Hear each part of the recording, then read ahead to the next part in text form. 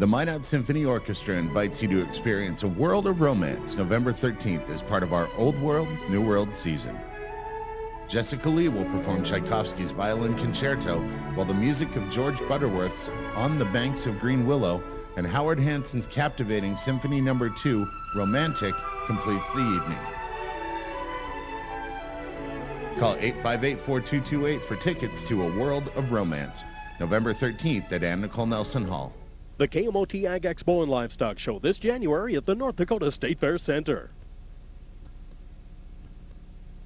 This year's State High School Football Championship is brought to you by North Dakota State Seed, Farmers Union Insurance, Touchstone Energy Cooperative, American Bank Center, Nodak Mutual Insurance, and your local Mr. Tire dealers.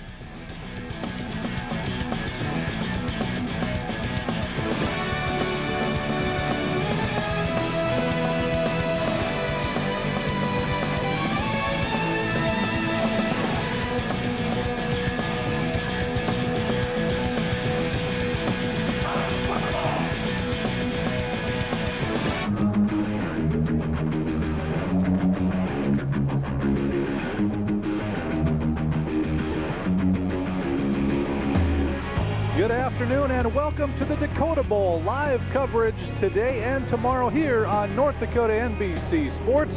Hi everyone, I'm Scott Peters, Valley News Live Sports Director, along with Lee Timmerman, KFYR Sports Director. 4 games coming up, 4 championships in 2 days, and some very intriguing matchups along the way. You know, I think our first matchup right off the bat, it's Velva coming back trying to get an undefeated season against a team that's been the road warriors. Milnor-NS has played every playoff game on the road, and they have spent, not counting today, roughly 22 hours going 2 games and back home again during the playoffs. That's our Class A championship. It's coming up in just a couple of minutes. That will be followed by the 9-man championship. Wyndmere, Lidgewood, and Wells County will square off in that game, and that will finish up today's action, but we have another day for you as well. Yeah, tomorrow, if these 4 teams look familiar, they should. It's the 4 teams that played against each other in those respective divisions last year, and again, those AA and AAA championship games will bring you tomorrow. Well, but first off, we're talking about today's games. Velva, they've been here 8 times in the last 13 years. Milnor-NS looking for their first championship in their first trip today. The Aggies, by the way, won all 8 of those. They are undefeated if they get to the championship. Well, let's bring in the other half of our broadcast crew. It's Brian Shawn and John Cole who will be with us again. Gentlemen. All right, Scott and Lee, thank you very much. And as the guys mentioned, you look at 2 programs that are very, very different in terms of their history when it comes to football. Milnor-NS trying to make history. Velva has made a lot of history already. You look at Milnor-NS, you look at their quarterback, Josh Hansana, a kid I think really has flown under the radar a little bit this year. Going to be a pivotal piece for this Milnor-NS squad here to come out and make this a competitive game against Velva. I think the Aggies certainly, if you look on paper, are probably the favorites, but Milnor hasn't been the favorite in any game they've played in this playoffs, yet here they are. All right, very good point, buddy. No question about that. Had a chance to see Velva last weekend in Watford City. Watford City, an outstanding team. They made 2 mistakes. The difference was the Aggies did not make those mistakes. That's why they're here. Outstanding ground game, outstanding passing game. Very, very good on special teams. And the thing is about this Aggie club, if they get on top offensively, their defense gets very, very mean. So look out. You do not want to get down to the Aggies early. Guys, I always call this Pride Weekend for North Dakota football. Let's have a great time. All right, thanks very much, guys. You know, a good indication of when these teams arrived here. Velva gets here, they get off the bus, they go into the locker room, they start to get ready. Milnor-NS got here, they were warming up a little bit on the field, throwing the ball around, taking pictures of all the atmosphere. I mean, you can tell the team that has been there, done that, and the other one that is ready to go for the first time, and that is the Bulldogs right there. Let's go down in the field right now. It is time for the singing of our national anthem. The national anthem will be performed by J.C. Thibert of Grand Forks Central. Please remain at attention until the colors have been retired.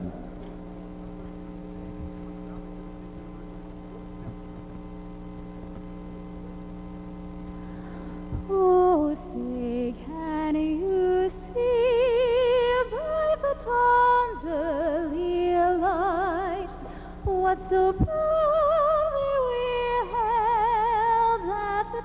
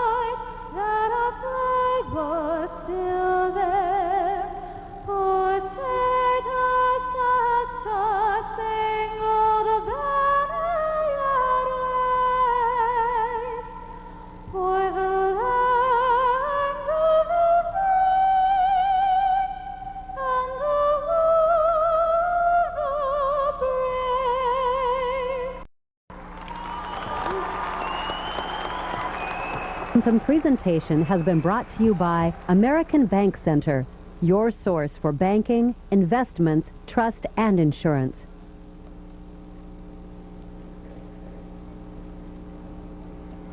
It's the Class A Championship. Velva against Milnor-NS Sargent. We'll bring it to you live next.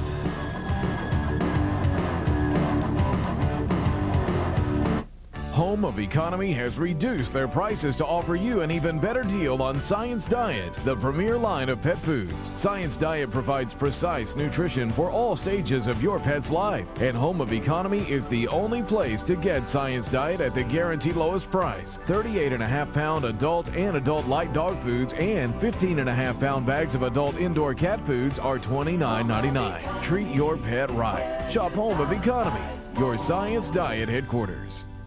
At Sun Prairie Grain, we're dedicated to providing you, the grower, with the knowledge and expertise you need and expect. With convenient hours, our licensed brokers are ready to help you market your grain effectively. We offer on-farm probing and bin testing. That way you know what your crop's value is before hauling. There are no surprises. We also offer off-farm hauling. We're constantly working on ways to better serve you and are committed to you and the future of your business. Sun Prairie Grain, today's partner for tomorrow's success. Welcome back to the Alaris. The official holding the ball, almost ready to kick this one off. The team in blue, you see right there, Velva, the Aggies, they did win the toss. They have elected to receive, so they will get the ball on offense to get things started here. The first game of the Dakota Bowl. Since we went to the 4-class system, that region that Velva comes out of has won every Class A championship. Isn't that amazing? It's been Velva, Harvey, or Stanley. Yeah, you almost expect to see Velva and Harvey towards the top of the poll every week. That's where Velva has been this year. They are the top-ranked team in Class A, and Milnor-NS Sargent ended the season not ranked in the top 5, but did some damage to some ranked teams along the way. Lee, you mentioned the Road Warriors in the playoffs as well. And the kick is away, and it's returned by John Mack. And it's a good return across the 30. Flag comes in late. Mack ridden out of bounds at the 40. And we'll check on the flag. Most likely a holding penalty. But Caden Decker had a pretty good chance back around the 23-24 yard line, but once he missed, that certainly allowed things for Mack to open up down the sideline.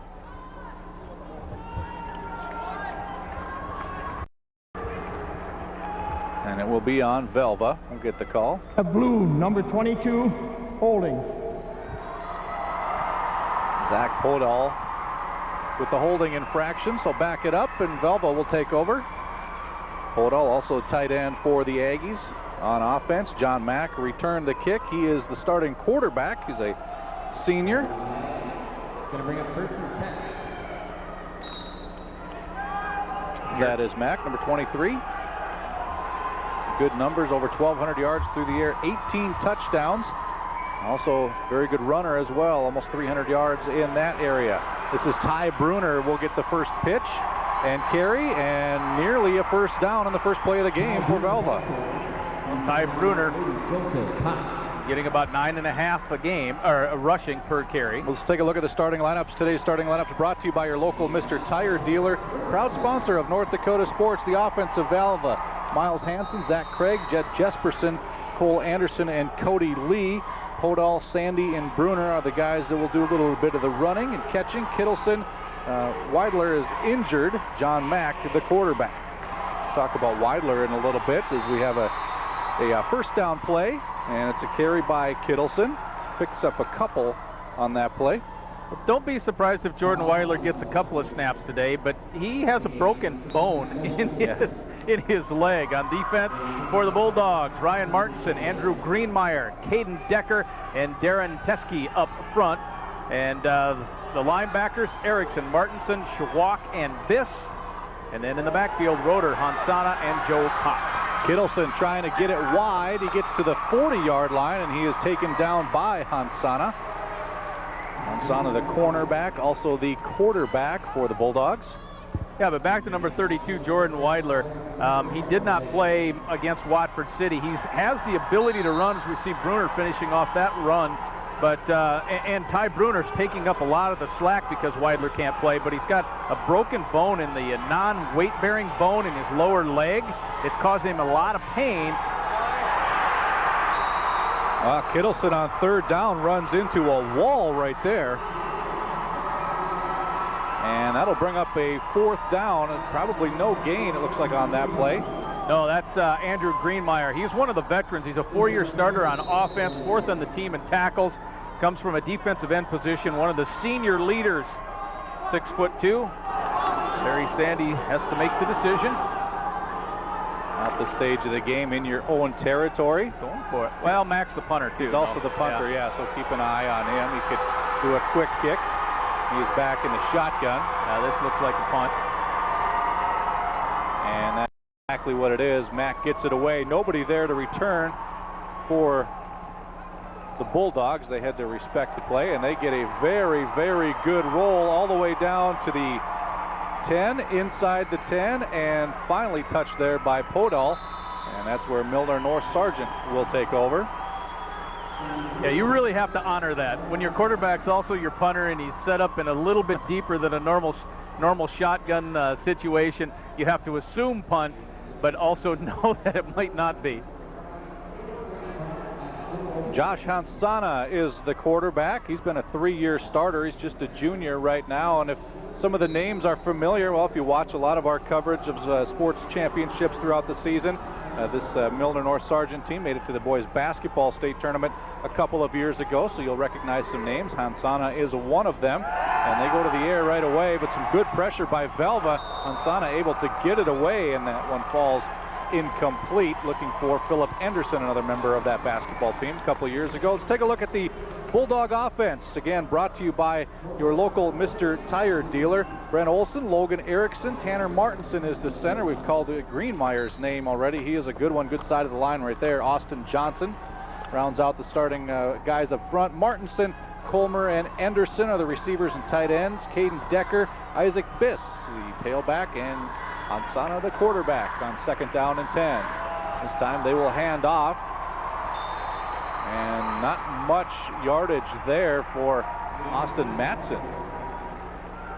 This defense for the Aggies was outstanding again last week. As Jesperson in the middle. Boy, he's a rock on defense, is the way Coach Sandy said it. Tough to run with him at your nose guard. He is flanked by Anderson and Hanson. The linebackers very quick and fast. Podol, Kittleson, Zach Craig, and Cody Lee, with Weidler, Sandy, Bruner, and Mack. A lot of the guys you see offensively also playing defense for Velva. That was Biss on the carry. That one almost picked off, and it is by Mack, and that will be a Velva touchdown. Through the hands of one defender right to Mack, and all he had was 15 yards to go, and the Aggies are quickly on the board. Boy, when you initially watch that play, you think, oh, for the Aggies, he almost had a chance to pick it off. It goes right through one of the linebackers' fingertips, tips it, slows it down enough for Mack to be able to pick it up and go in. So Mack scores the first touchdown, but you wouldn't have figured it would be on defense.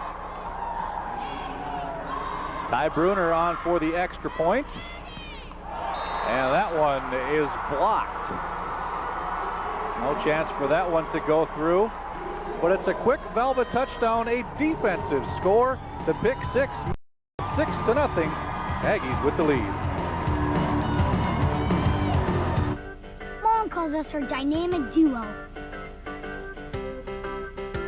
We turn off lights that aren't being used and other stuff. She says we're saving the planet, but we know we save her gobs of money too. We're saving energy by turning things off. What can you do?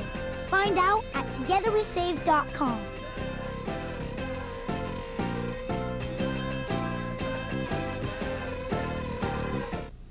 Here in the Dakotas, people depend on us. Harris Tire Service is the name that you can trust. We got hard-working tires and service for hard-working people. Farm cities and small towns, Harris never lets you down.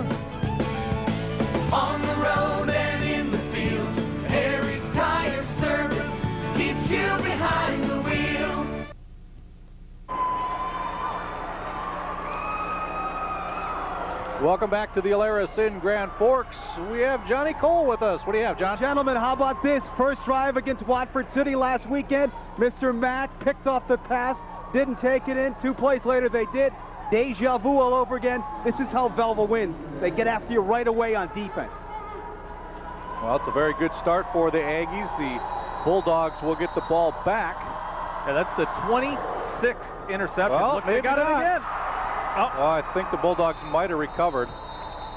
Well, it came right off the Milnor-Sargent player, and I thought that first Velva guy was going to jump on it, but Bulldogs did get it back. Yeah, had a good chance to get it right there, but the Bulldogs did get it. Now they have pretty good field position, but almost caught the Bulldogs napping there. That design play, I think, is Mack, a line drive right into the up man's shin. Well, you saw him try to get out of the way. That was Logan Erickson tried to get his left foot out of the way. Then the Bulldogs able to get it back. We'll see if the Bulldogs can take advantage of the field position here. This is Biss, and he is taken down after about a 2-yard loss.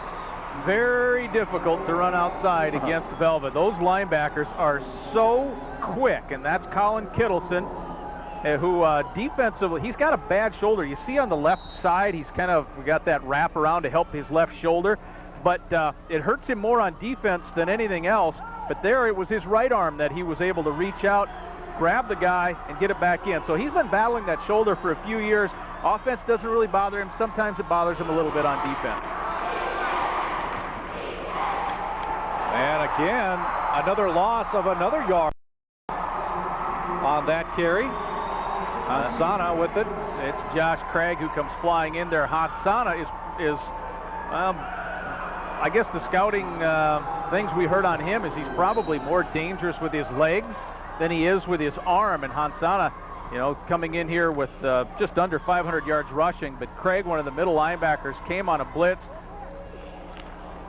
And I don't know if they call that a sack or not. Is that like his second sack of the year? Or is it just, it's a tackle for loss, but he wasn't really trying to pass, but I'll give him a tackle for loss either way. It brings up a 3rd down and 13 and a passing situation. Hansana looking deep. Good coverage downfield, and that one overthrown. No chance to connect with the receiver on that one, intended for Ryan Martinson. Farmers Union Insurance instant replay, and this is about the only option that Hansana had. A deep cross.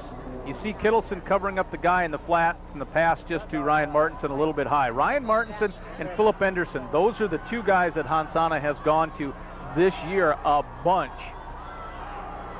Mack and Bruner are back deep. Hansana is also the punter.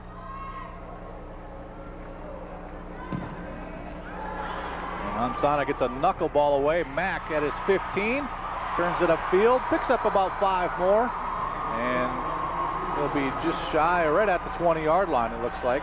Yeah, the gunner down there looked like Cody Comer making the play on the outside. So Velva with its second opportunity on offense,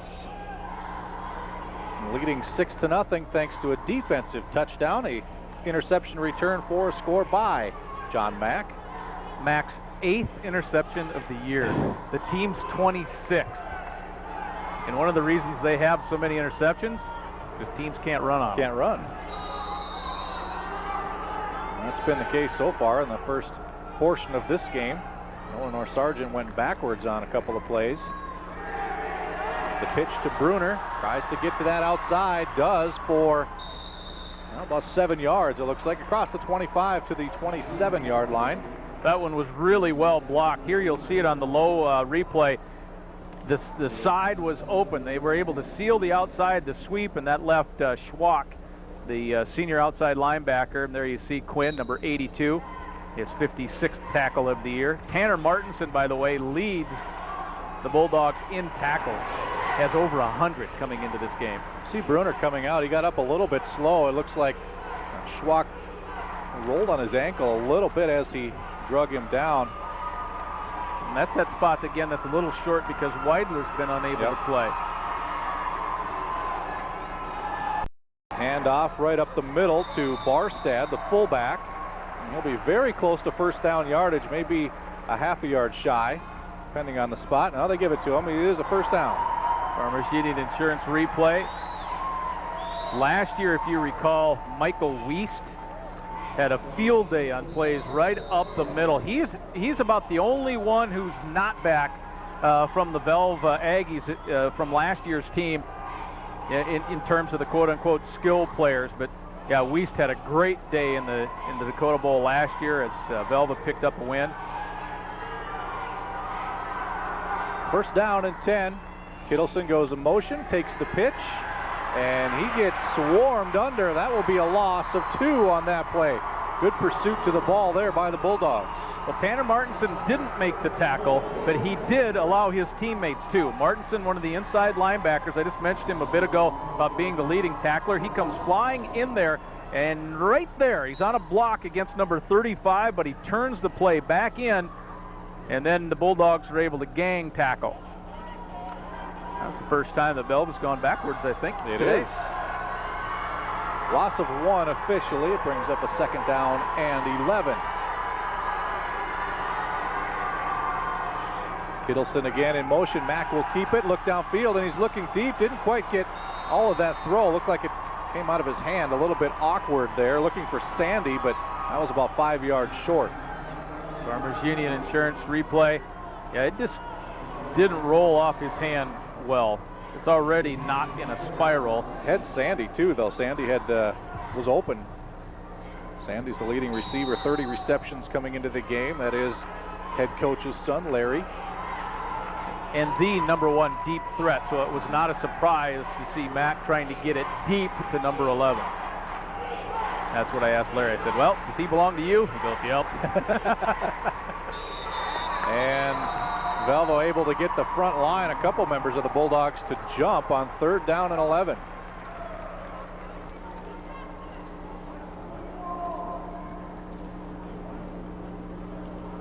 In the defense, 5 yards. To move it up 5 yards, a 3rd down and 6 is much more doable than a 3rd and 11. I know out in Bismarck the last handful of years, I've been able to watch Josh Sandy's cousins play for the University of Mary. Blair, one of the better quarterbacks that the Marauders have had, and then Brian Sandy is currently a starting wide receiver for UMary as well. So 3rd and 6, Mack looking to pass. A little double move. They try to get Kittleson. Nice over the shoulder catch all the way down to the Bulldog 38-yard line.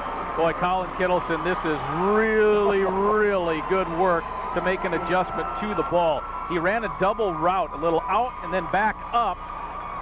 And maybe we'll be able to see if Kittleson, he has to switch back from his left shoulder to look back over his right shoulder and then pull it down. Nice concentration by Kittleson. Good job by the offensive line to do a double move like that. You need to give your quarterback some time, and Mack certainly had that. Big first down pickup by the Aggies. Bruner tries to cut it up, back in from that ankle injury, and he'll get a couple on that carry. Looked okay on that run and seems to be walking okay. The ankle must be just fine. It is the championship game. It's probably going to take a lot more than twisting the ankle to get you out. I know for head coach Eric Olson, one of his major concerns were coming into this game, can his front four just match up physically? And he said, well, we'll find out Friday. We'll probably find out fast. But that's the one thing that they did very well against Cavalier. Kittleson with a lot of room runs into a blocker and is finally hauled down inside the 20, but another big run and a first down pickup for the Aggies. Well, that's a monster hole, so you can say right there that physically not able to match up. This hole is huge. Cody Lee is out there trying to find someone to hit. He's the lead blocker. He doesn't have anyone to block until he gets way out on Hansana, and then runs into Kittleson, takes his momentum down just a little bit to stop the play. But that was a massive hole and well executed up front. Big block by Cole Anderson. Took out 2 Bulldogs on that play to help open things up. And now Kittleson gets it again. Not much there, maybe a yard to the 16-yard line.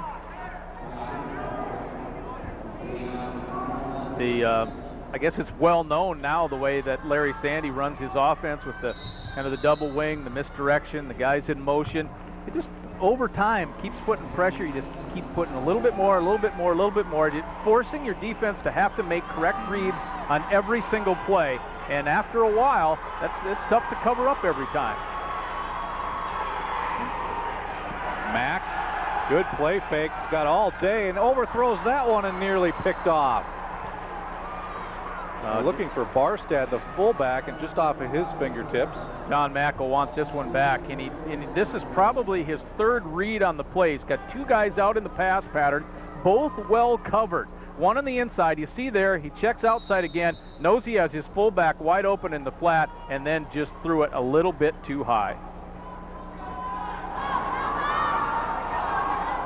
So another third down, I think just the second one on this drive, which has taken a better part of so far. Third down and 9. The pitch to Bruner. The flag comes in, so this will come back, but decision coming up here is the holding penalty, which it sure looks like. Yeah, you'd be hard-pressed not to take the hold. Cody Lee was trying to get outside with Ryan Martinson, and I think that's where the hold happened. Lee was just unable to get out in front of the play. And in high school, it goes from the spot of the foul, which is back at the 18. Number 6, holding on blue. 10-yard penalty. And that foul happened to occur pretty close to the line of scrimmage, but that can sometimes make a really big difference in high school on that penalty, unlike from watching our Bison games or things like that where it goes from the line of scrimmage.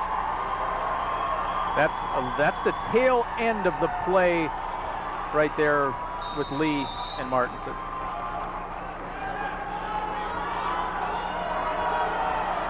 So a third down and 9 turns into a third down a lot longer. 22, 25 we'll call it. Mack to pass again, looking deep, has Bruner with the, almost made the catch. Looked like he had it from here. Would have been a little bit short of first down yardage.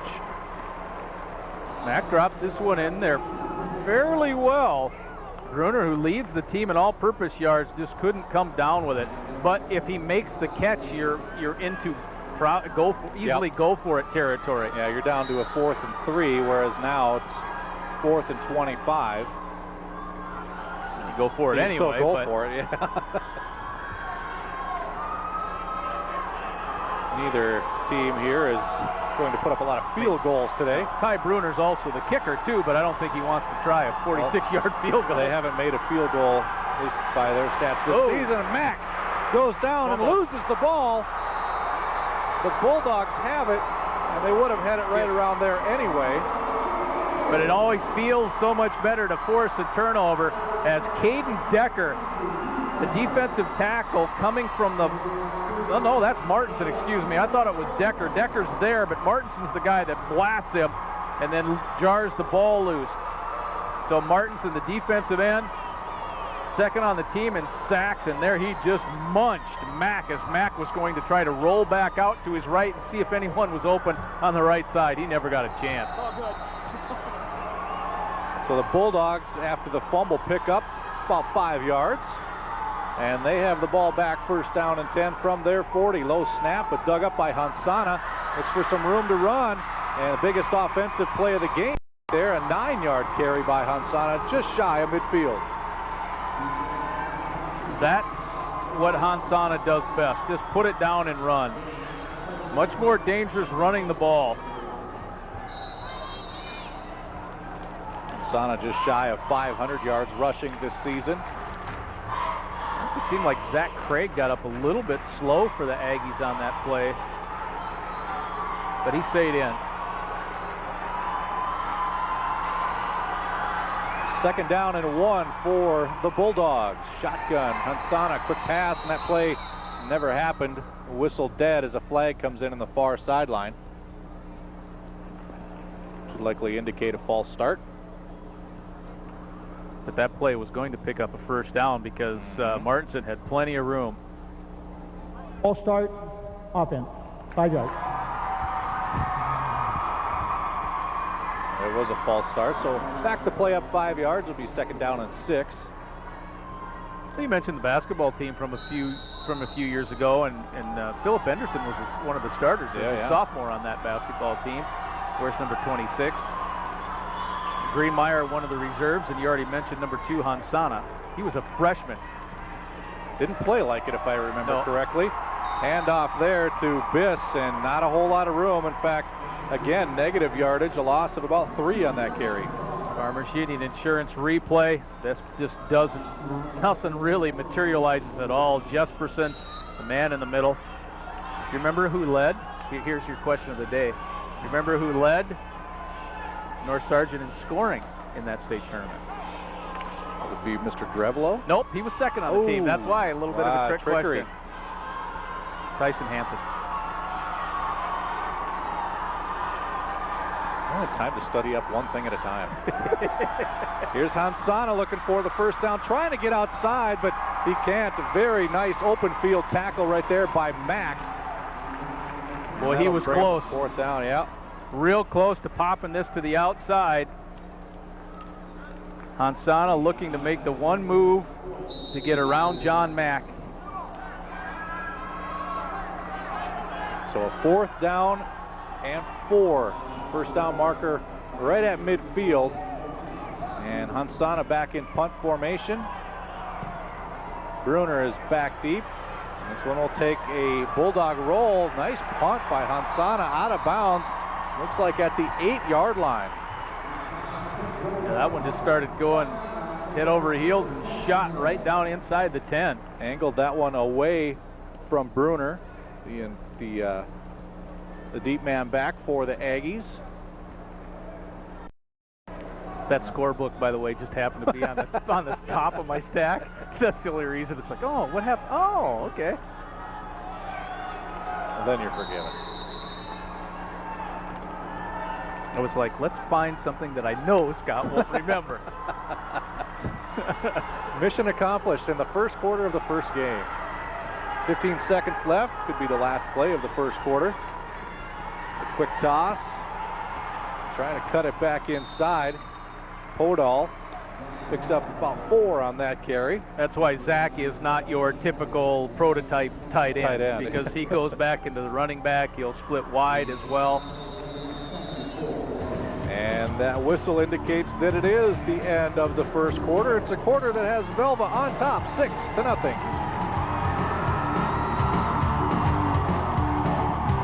Strong hands to guide you. I'm real happy that Farmers Union Insurance is the premier partner of the North Dakota High School Activities Association. You know, sports gives kids a focus, keep their grades up, stay active in their community, they have a better self-confidence. There's so many Farmers Union agents all across the state that help with different things. I know one of my good friends who's an agent, he refs basketball and one coaches baseball. Our business grows on personal connection with the people in the community, and by giving back to the community, they give back to us.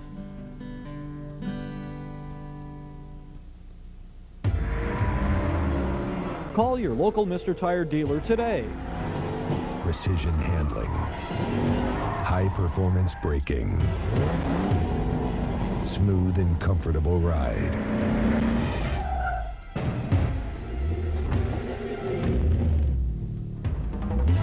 Tame the road. Hand-cooked tires. Call your local Mr. Tire dealer today. That wrong? Welcome back to the Alaris. We're ready to start quarter number 2 of our championship game, Class A championship. And the Aggies will get the ball back. I thought that punt rolled out about the 8-yard line inside the 10. Yeah, it did. We had one. We had one right. play. That's right. Remember the pitch to Podol? That's right. Going. I was over there looking. I was looking like, did they put the markers in the wrong spot? The pass out to Kittleson. And he runs over a defender across the 20. First down to the 24. Yeah, Austin Roeder is the guy that he kind of puts the shoulder down and runs through, but Roeder does what he has to do, and that's bring the runner down. You saw his pad level, his helmet level was just a little bit lower, and that's what he needed to do. At 6 foot, 150 pounds, Roeder's not real big, but he did make that open field tackle. And a first down play for the Aggies. Bruner in motion. Kittleson gets the handoff, and he gets thrown down, but still picks up about 4 yards on that carry. Martinson there to meet him. We've called his name a bunch already. Watch Martinson. That is super. He gets his leveraged shoulder inside of Craig, is able to beat the block, come in, and just smash that play down. One of those misdirection plays that Velva does so well. And you really, as a defensive end, and as Martinson's job is, he can't get beat to the outside, force it inside. He did that. Not only did he do it, but he also made the tackle. So it's a double whammy for the senior. Pick up of 4. Second down and 6. Handoff. Barstad right up the middle. There he goes. First down yardage across the 40 to the 44-yard line. Second time the Aggies have run that play today, and a little bit more success with that one than the first one, but still it's a very, very successful play for Velva. Well, the Aggies don't use it as much this year as they did last year, but just when you forget about it, Coach Sandy comes back, runs the fullback right up the middle, and you pop a big yardage gain on it, and now all of a sudden, you know, your interior lineman and the nose tackle start talking to each other. Don't forget about the fullback and all of that stuff after making some nice plays on the outside. Not much doing on that carry. And that was Barstad again. And he gets up a little slow. There have been times where you can see just the physical size difference, because Milnor-North Sargent is a bigger team, and there's seniors up front too, so they figure they're hoping the Bulldogs that their seniors and their size eventually can overtake Velva.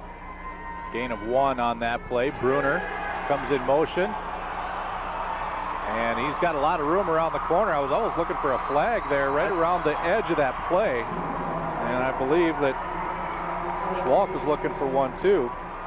Well, we'll see again on the Farmers Union Insurance replay if it's a hold or not. I say there's a hold on every play, but but not on that one. It was a big gain by Bruner and into Bulldog territory. That was Shane Sherlock out there on the edge, getting enough to throw the defense off to be able to turn the corner. All the way down to the 40. This drive started at Velva's own 8. Bruner lines up in a bunch of different positions for Velva. And Kittleson gets taken down quickly. A loss of 1 on that play. That's Greenmeyer. Greenmeyer again. It's tough to run right at the Bulldogs. Milnor-North Sargent is, again, we're talking about the size, 200, 265, 175, and 210 up the middle. And Greenmeyer is a senior, 200 pounds. You see him right there. Good athlete, all-around athlete. And that is where Milnor-North Sargent just physically, literally physically beat Cavalier last week. Just dominated them up front. And did the same to Linton HMB the week before. Second and 11. Kittleson this time trying to find some room behind his blockers, and does so. That pile just moves inside the 35 to the 34. I think that was the key thing there, Scott. You said the pile did keep moving, allowing Colin an opportunity to find something open up. The defense was there, but they were on their heels just enough in order to not come forward and keep Kittleson down and keep him from finding where that open hole was, squirted off to his left. So third down and 4. A lot of guys limping out there. I see Cole Anderson now, the guard for Velva, limps up to the line. Here's Kittleson. Try to get outside. Now does for a first down. It runs over another defender down to the 24, 23-yard line. Well, one of the key things for Velva's offense is what Coach Sandy calls his strong side and his weak side. Or quick, I should say, not weak, quick. And these are the two quick. Cody Lee and Zach Craig run the quick side, or away from the tight end, and they both pull, get in front of Kittleson, and made the one block to allow Kittleson to get his momentum forward and then help run over a guy. And we have an injured Aggie on the field. You see Kittleson up to 45 yards, nearing the midway point of the second quarter. I think that's Anderson. saw him limping up to the line before that play. Looked like he was favoring a leg, and it is Cole Anderson. I didn't see if anything happened on that particular play, but was dealing with it beforehand, you know. He plays the strong guard position, but both of these guards, the one thing for Velva in their offensive line, which they do an outstanding job of, is that these kids must understand leverage and how leverage helps you make a block, because they're not bigger than most of the other teams they play. Anderson at 160 pounds and Zach Craig at 160 pounds. Those are your two guards.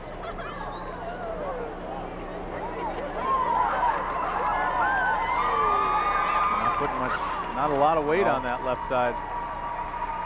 So Anderson will come out.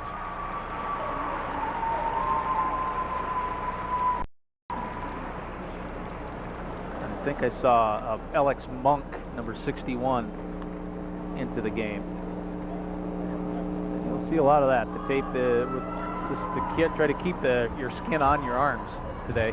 This is very different than anything that these teams have played on this year, this turf.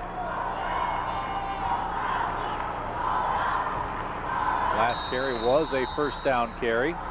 Ball marked at the 24-yard line. Yeah, Monk is in there at guard. He's on the left side now. Pass pitch to Bruner, looking downfield for Kittleson, and that one, is it picked off? No. Looked like that was going to be a turnover for a second. Anderson had it momentarily, tried to get his feet in bounds and couldn't hang on to the ball. Yeah, Bruner tries to get it over, but he was trying so hard to keep his feet in that he kind of forgot a little bit of. I don't know. Kittleson whacked him. Yeah. I guess Kittleson got a better shot on him than I thought. I think he did get a foot in there, but yeah, Kittleson's shot was the thing that kept the ball with the Blue.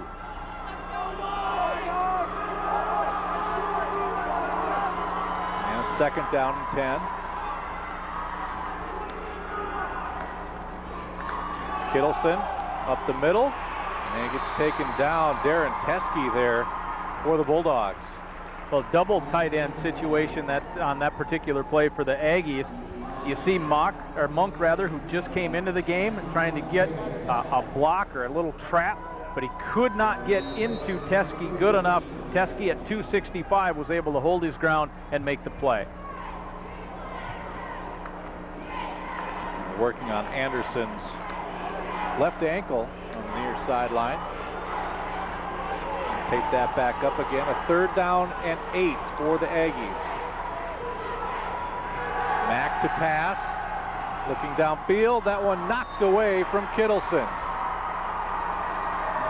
It's the leading tackler, Tanner Martinson, playing a little defense. They had Sandy running a deep route, hoping to clear the underneath for Kittleson. And actually, Mack put that ball out in front, about the only spot where he had a chance to catch it, but again, the defense was right there. And you get a shot at Anderson as they try to tape him back up.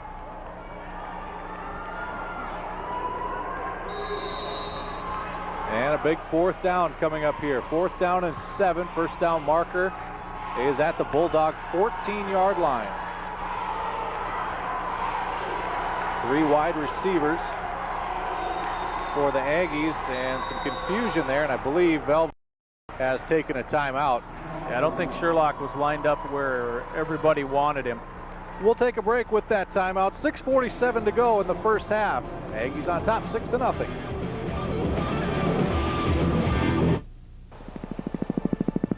The Air Guard.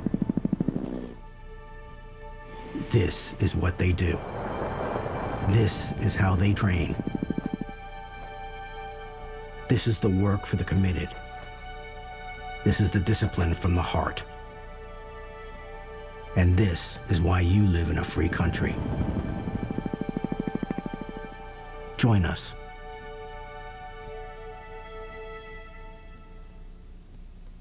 Since 1915, People's State Bank has helped our region to grow and prosper.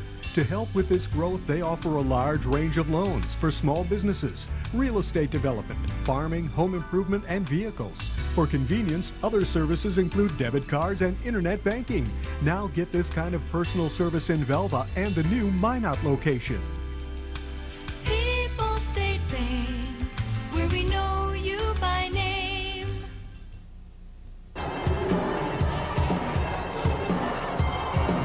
We were at the Fargo Dome last weekend at Grand Forks at the Alaris, and we brought the fan cam with us. It's the Farmers Union Insurance fan cam. Farmers Union Insurance, premier partner of the North Dakota High School Activities Association. Big 4th down and 7 for the Aggies. Bulldogs showing some pressure, now backing off a little bit. Mack out of the shotgun, fakes one throw, now has a lot of room to run. Mack across the 15, breaks the tackle, gets a 1st down to the 10, and then an extra yard after that. A big run by John Mack. Mack looking to his right, it's covered. He's able to sneak by one guy, and then I think is that Martinson that has just a chance to nope, it's not Martinson, it's Anderson that had a chance to bring him down. Mack does an excellent job to stay on his feet at the 15 and get it inside the 10 for 1st and goal. 2-year starter, and Coach Sandy said he just has a calming effect on our football team. When he has the ball, nothing seems too out of sorts. 1st and goal from the 9. Mack, the toss. Bruner stopped after a 1-yard gain, then driven backwards.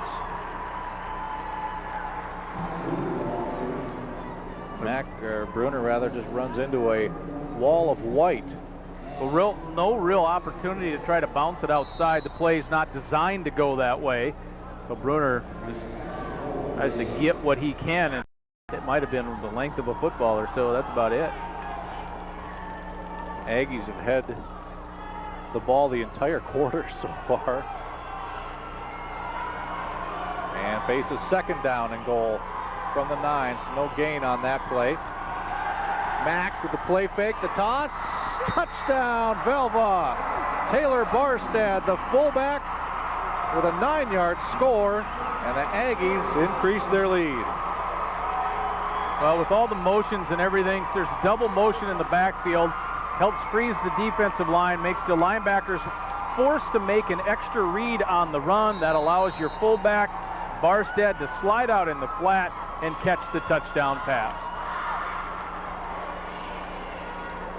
Aggies will try the extra point again. Bruner to kick, and Mack is the holder. This one is through the uprights, and it's a 13-0 lead. That caps a 92-yard drive for Velva.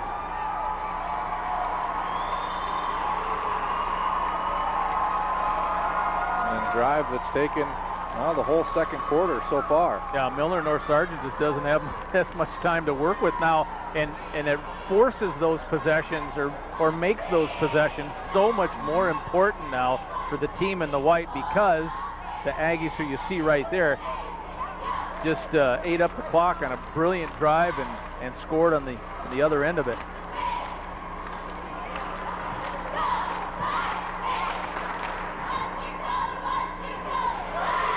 Close to a 7-minute drive right there. I think one play was in the 1st quarter. But the Bulldogs will get it back. Try to get some points on the board here before halftime. 15 plays on that. Just shy of 7 minutes.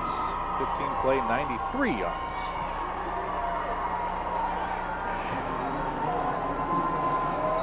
Barstad gets credit for the 8-yard touchdown catch. Mack, another line drive, right into the line. And covered up this time by the Bulldogs. If you're going to squib it, why not just fire it right at someone as best you can?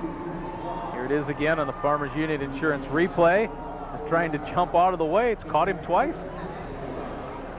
And for the Bulldogs, it forces you to take your attention away from a return. You go from potential return to just recover that thing. Just get the ball. Yeah. And they do get it in pretty good field position at the 38-yard line. I think this could be an important drive here for Milnor-Sargent, just to move the chains a few times. Hansana rolling to his right, looking downfield, and has a receiver, but it's only a gain of 1. It's Martinson, the tight end. And Chandler Mack with a very nice tackle. Doesn't come up and wrap, but he takes his legs away, and Martinson has no chance to try to turn it up. Anderson was running the deep route, and that was really deep. And then Martinson was the safety valve in the flat. Gain of just 1 on that pass play. Hansana now out of the shotgun, 4 wide receivers. Mostly a quick pass in the flat, and that's Martinson again. Just want to pick up of about 5 to the 44. Well, it's been an effective rushing setup too. Spread to run a lot of times is what Hansana will do, but he goes back out to Martinson and see if you can make a guy miss. And against Velva, for some reason, it doesn't seem like that works very often. Oh, Velva swarms to the ball defensively so well. And another big 3rd down here coming up for the Bulldogs. Hansana, play action, keeps it, running, cross midfield. Hansana down to the 30-yard line, ridden out of bounds, and they'll give it to him at the 26. So the biggest play of the day for the Bulldogs results in a 1st down, and the ball deep now into Aggie territory. 2 excellent downfield blocks. You see number 69 is going to get one. All you need to do is get in the way. That's Logan Erickson, and also Cody Comer got in the way too, downfield to make Hansana. Right before I said the spread is for Hansana is a good rushing opportunity, and it was right there. He made the fake to Roeder, I think that was, coming across the formation, and the middle was just wide open. One good interior block, and I think it was Greenmeyer that got him free. I formation Biss. I think that's his best carry of the game. Give him 5 to the 21-yard line. Yeah, it's a straight at you play. Biss just keeps the legs churning. Get what he can.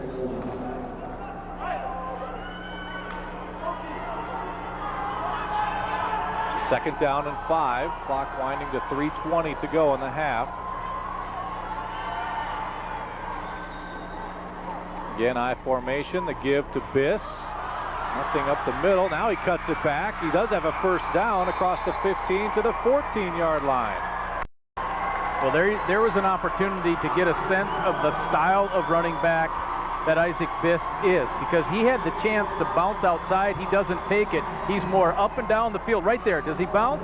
No. He cuts back and then works off of the block out there that Austin Johnson is throwing and try to get what he can, and he got what he needed, and that was the 1st down. Hansana again out of the shotgun.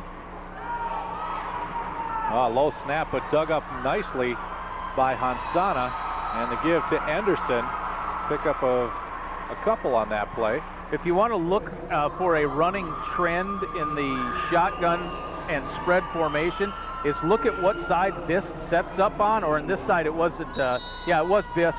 That's the side that Milnor-Sargent likes to run to most of the time, try to use Biss for a lead blocker. Anderson didn't get a whole lot on that play, but if you're looking for just a little bit of a key and a tendency, that's the tendency for the Bulldogs. Play clock was winding down inside 10 seconds there, and the Bulldogs call a timeout. I want to make sure everybody's on the same page here, because we said really need to get some points and some sort of momentum steered back in your direction before the half. Looking at the Velva sideline, Anderson trying to loosen up that ankle. He's had it retaped. Shoe is back on. That last tip, by the way, is courtesy of Dan Imdick. I didn't figure that one out on myself. That's what Dan told me they like to do. The head coach for Linton HMB, who played Milnor-Sargent twice this year. Yep. Once in the last game of the regular season, which was a very close victory, and then once again in the playoffs, which was an overtime win for Milnor-Sargent. on their only field goal of the year. And Milnor-Sargent with the 2 losses on the year. Second game of the year to Maple Valley Enderlin. Hansana out of that game early with a bruised bicep. And then the last regular season game to Linton HMB. But then beating Linton HMB in the second round of the playoffs. Milner's knocked off the 3rd and 4th ranked teams to get here. Velva knocked off the 2nd ranked Wolves of Watford City last week. 2nd down and 8. Hansana to pass. Has time as he rolls to his left, and that one is picked off in the end zone. It's Mack again. Mack the other way, all the way, well, near the 30-yard line. A big defensive play for Mack, who's come up with, well, a couple so far today. Boy, Hansana had enough room to maybe get the first down if he pulls it and runs. There's wide open in front of him. He squares up, tries to fire it into the end zone, and Mack, INT number 9 on the year, and 27 interceptions now for Velva on the year. You can see exactly there on that replay what Hansana was looking for. He was looking for Anderson, saw him coming from his right, but Mack was able to jump in front of it right at the goal line and cover it up, and for a while that looked like that one might have been close to about a 100 or 99-yard return. Now Mack now back under center after the interception with 2:08 to go in the half. And he tries to go forward with it, and instead that didn't work, go backward. They'll give him forward progress, which is right about the line of scrimmage. Greenmeyer and friends in there. I think Teskey was the other one. We talk about a momentum switch. The Bulldogs knocking on the door, but gets stopped as Mack comes up with his 2nd pick of the game. And puts a halt to that momentum. Anderson still trying to get that left ankle to help him out. And a couple players jumped there for Velva. Sherlock, I saw. Bruner was already in motion, and then Sherlock makes the move as well. I don't know how many repetitions Shane Sherlock has had this year because, again, you know, Weidler's not around. Encroachment on the defense. Oh, it's a defensive penalty. Okay. Well, you and I saw the same thing, but didn't see anything at the line, apparently. But Mack's call apparently drew somebody offside. Yeah, and that happened before Sherlock started to move. So it's which infraction happens first. Clock continues to tick inside of a minute and a half.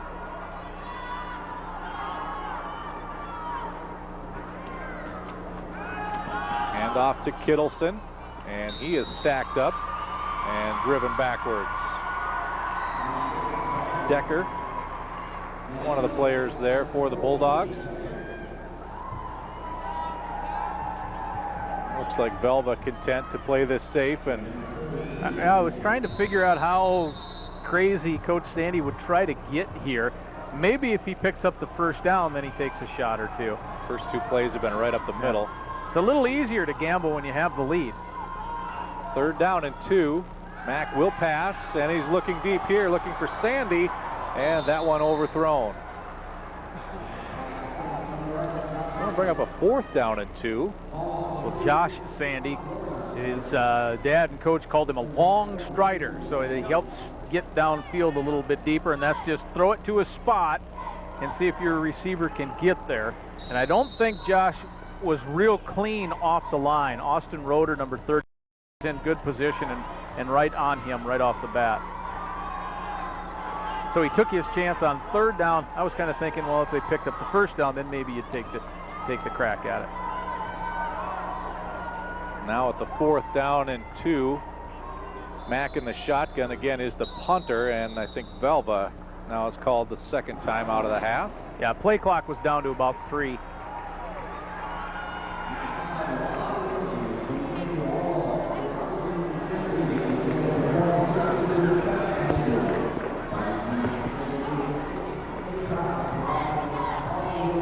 Aggies just want to make sure that they're on the same page with what to do.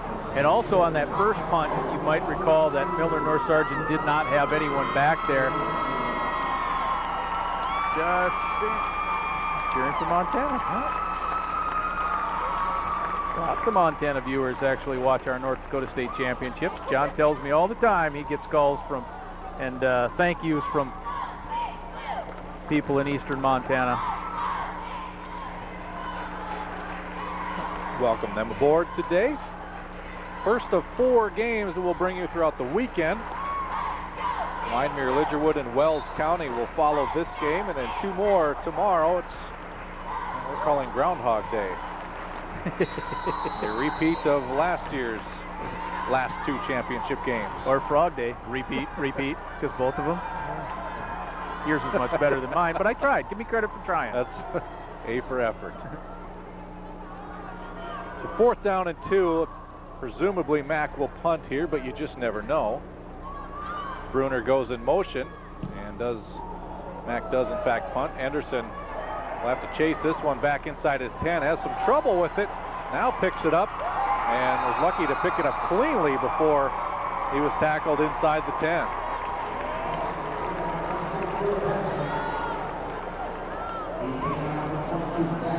Both of those punts from Mack have kind of been those low line drivers, so you get that good roll on this turf, and it just keeps going.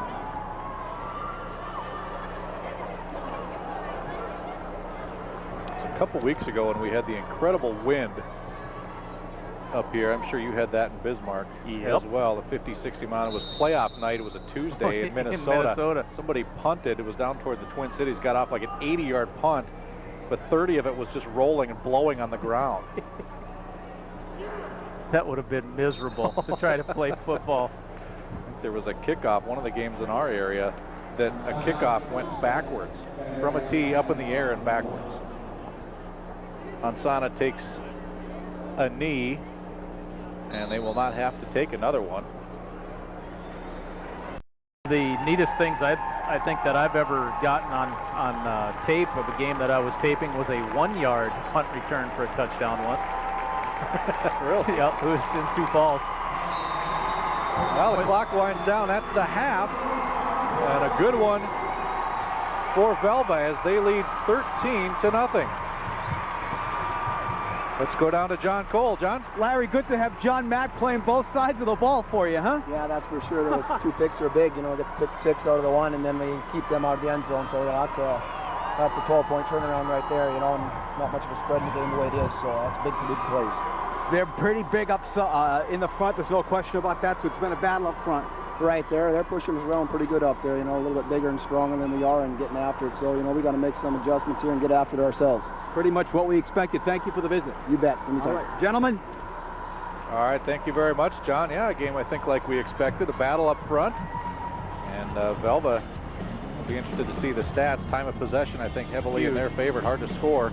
And I think, like Larry just talked about, that second interception from Mack to keep the points off the board for the Bulldogs, that was an important defensive play. Keeps it a 2-possession game, and that's where we are right now. Velva at the half, leading 13-0.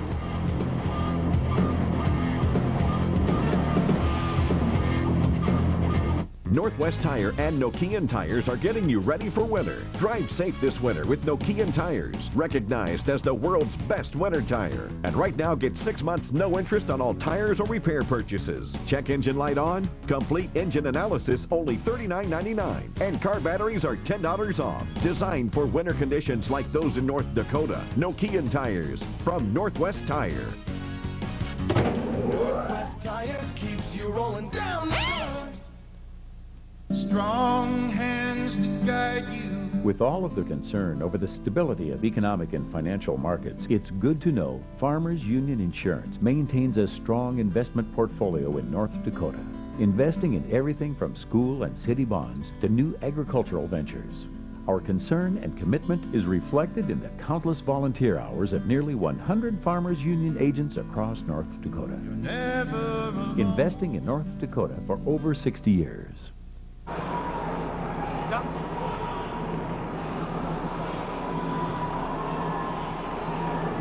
Welcome back to the Dakota Dome, everybody. We got a great weekend of football. You know, I've mentioned it a couple times during the broadcast.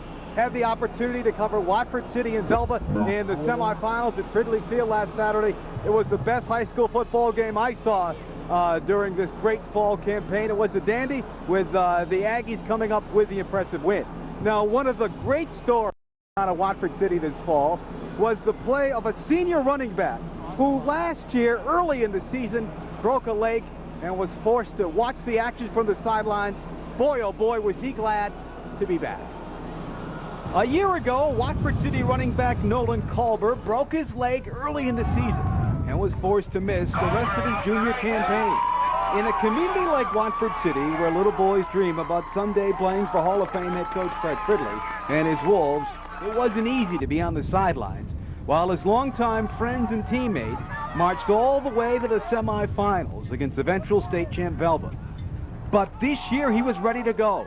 He rushed for 701 yards, scored many big TDs, and did an outstanding job at linebacker for the Wolves. Oh, it's great to have Nolan back. Takes a lot of pressure off myself. I mean, we actually have 3 running backs that can do it. Nolan, me, and then Carson Knutson. Right. He runs real hard, too. So it really, you can actually take a break, unlike last year. So it takes a lot of stress off. Yeah, last year, that might have hurt us. That might have been the decider. Now that he's back, running hard, getting touchdowns and whatnot, looking good. Yeah, it feels awesome to be back. You know, I broke my leg last year, so I don't know, it just feels awesome to be back for my senior year and just working hard. Every practice, every game means so much when you have to sit out. Yeah, it means a lot. It really sucked last year, and I don't know, it means a lot to me to play every game, and you know, knowing that it's going to be my last this year. So you know what it is to have it taken away from you. Oh yeah, it's not fun at all. It means this. I mean, football is one of my favorite sports, so it means a lot. So. And it was great to see number 40 playing the game he loves. All right, Brian, what do you have for us, Brian? All right, thanks a lot. Back here on the NODAG Mutual Insurance Halftime Report, and we are here with Mark Wisniewski, the athletic director at Lidgerwood High School. Of course, Wyndmere Lidgerwood, the Warbirds, playing for the 9-man state championship here in, well, just about another half of football or so. And Wisniewski and the rest of the folks in Lidgerwood have had to deal with a lot here the last couple of days. The school is sustaining some fire damage earlier in the week. They had a region volleyball tournament there, had to be moved to Lisbon High School, and now the teachers and the rest of the staff trying to figure out what they're going to do for their students and where they're going to hold classes here the next couple of days. And Mark Wisniewski joins us here. And Coach, it's been a tumultuous couple of days for you and your staff, holding a region tournament, trying to get this stuff ready and deal with some tragedies at the high school. Yeah, these have been certainly challenging times, Brian. We ran the district tournament. We had 4 wonderful days the week prior to that, and then this week we were getting the regional. We had a wonderful first day, and then the second day, then the fire occurred, and we had about 4.5 hours to switch gears, find another site, and by golly, we got it done, and we finished it off last night, and people over there helped us out. But it's certainly been challenging, but it's not the first time that we've been challenged, and you know, we have to make it work. You know, it's been such a challenge here. It's not only that, but you were without a gym for a couple of years ago. You had a fire back in '99. It just seems, for whatever reason, these types of things seem to plague you guys, and this is the type of adversity you've had to deal with here for the last 10 years. Yeah, we've certainly had our things to contend with, but you know, the one thing that I'm always proud of is how our resiliency factor amongst the people in our communities. I can't say enough about how just getting right back after, and it goes right with our kids too. I mean, our kids, we've faced some tough times, but you know what? We seem to make it work, and I'm really proud of our people, and we're going to make this work as well. All right, like, I can't let you go without asking about this 9-man state championship coming up. Boy, the Warbirds playing pretty strong here. 90 points in their last 2 games, kind of the greatest show on turf type offense. What do you think about this state championship here today? Well, I think we're even a better team on turf. I really believe that. I mean, I've had the boys, at least in Lidgerwood, I had them since kindergarten, Phi Ed, and I've been watching them as the years develop, and we've got some kids who got some special skills. That's why they're still playing. Wells County Bears, they have a fine team as well, too. And I just know we have kids that they're playing with a purpose, and I really like, you know, you hear the word focus and stuff, but I know our kids are ready to play, both the kids from Wyndmere and Lidgerwood. But this is a state championship. They're going to go after it. All right, Mark, thanks a lot for your time, and I appreciate you taking a few moments to join us, and good luck with everything at Lidgerwood. I know you guys got some work ahead of you, but I know the community has handled far worse things and come out on top. Thank you very much, Brian. All right. John Cole, back over to you. All right, that's the North Dakota spirit, no question about that. Folks, when we come back, we're going to have some highlights from the first half, and you are watching the NODAG Mutual Insurance Halftime Report.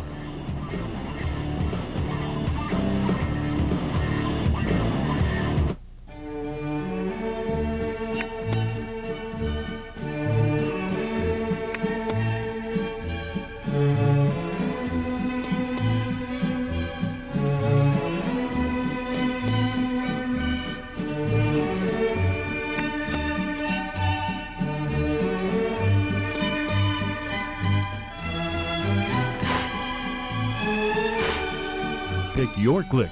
Click it or ticket.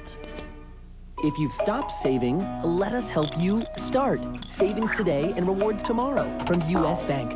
Save a little every week with every purchase, every paycheck. Watch your savings grow. When you reach $1,000, you'll earn a $50 rewards Visa card. Earn another $50 when you keep it for a year. Save for a wedding day, a family, or your house. Just start. All of us serving you. U.S. Bank. Even good kids can sometimes be bad drivers. That's why the Dakota Farm Bureau developed a reward program for teen drivers. The Route 1000 Safe Driving Program rewards teens who maintain a good driving record with no accidents or violations for 1,000 days with a $1,000 savings bond. Contact your local Farm Bureau or go to Route1000.com for details. Farm Bureau, driving safety home for teens. Easy. Not a lot of easy around here. So my dad, Daryl, and I plant Seeds 2000 with stacked sunflower and cordon technology and genetics for our northern growing conditions. It's actually made farming easier. Like when I look at my yield monitor, sure is easy to smile. Seeds 2000. Technology in your seed.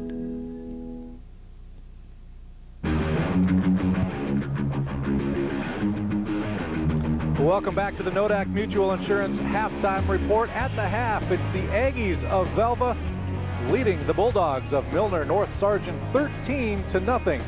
Our score here at the break, and it's been a half, well, like the score indicates, it was dominated really by Velva. I know that in the second quarter you said, I wonder what the time of possession is. Well, it's 15 and a half minutes for Velva in that first half, so obviously the Aggies had the ball, and they also came up with the big defensive plays when it was needed as well. So not too much that you can figure went wrong for Velva in that first half. Yeah, first half, like we said, dominated by Velva. Let's take a look at how we got to that score of 13-0 with our first half stats, brought to you by the North Dakota Certified Seed Industry, and you gave us one of them, which I think was a big tell right off the bat. Yeah, that time of possession, and you have that because you're outgaining the other team. You are keeping the ball. 129 rushing yards for Velva to 53 for Milnor-North Sargent. The passing yards in there also on Velva's favor, but that total yardage, boy, when you're churning out first down after first down to keep the ball for 15 and a half minutes, yeah, you're going to have an advantage similar to 171 to 59, but that 2 in that category, those are the biggest. That's the biggest one on there. Turnovers always is, ever since football was invented.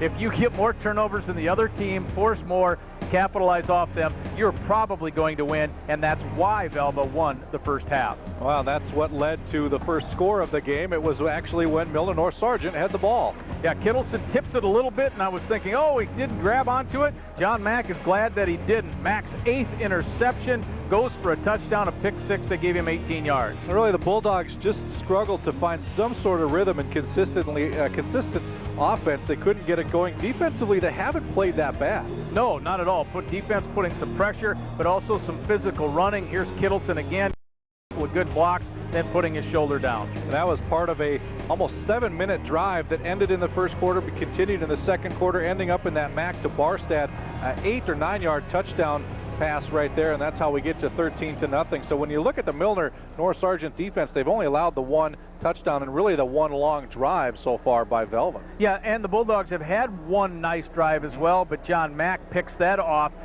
for his 9th interception, and 7 of those 9 interceptions have been in the playoffs from number 23. So he's been around the ball, and he's making plays defensively as well as throwing a touchdown pass in the first half. Mack with the 2 interceptions. That's been one of the big stats so far in this first half. This has been the Nodak Mutual Insurance halftime report. Back with the start of the second half after this.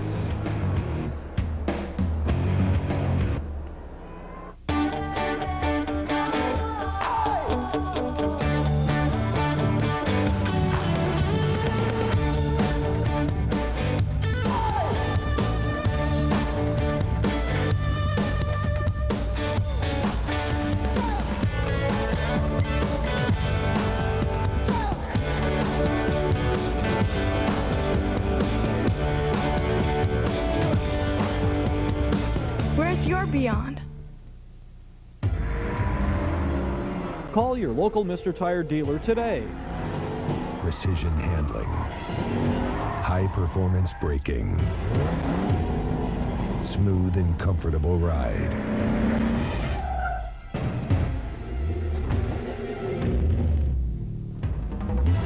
Tame the road. Hand-cooked tires. Call your local Mr. Tire dealer today. Now is a great time to buy a new vehicle. At Town & Country Credit Union, we can help.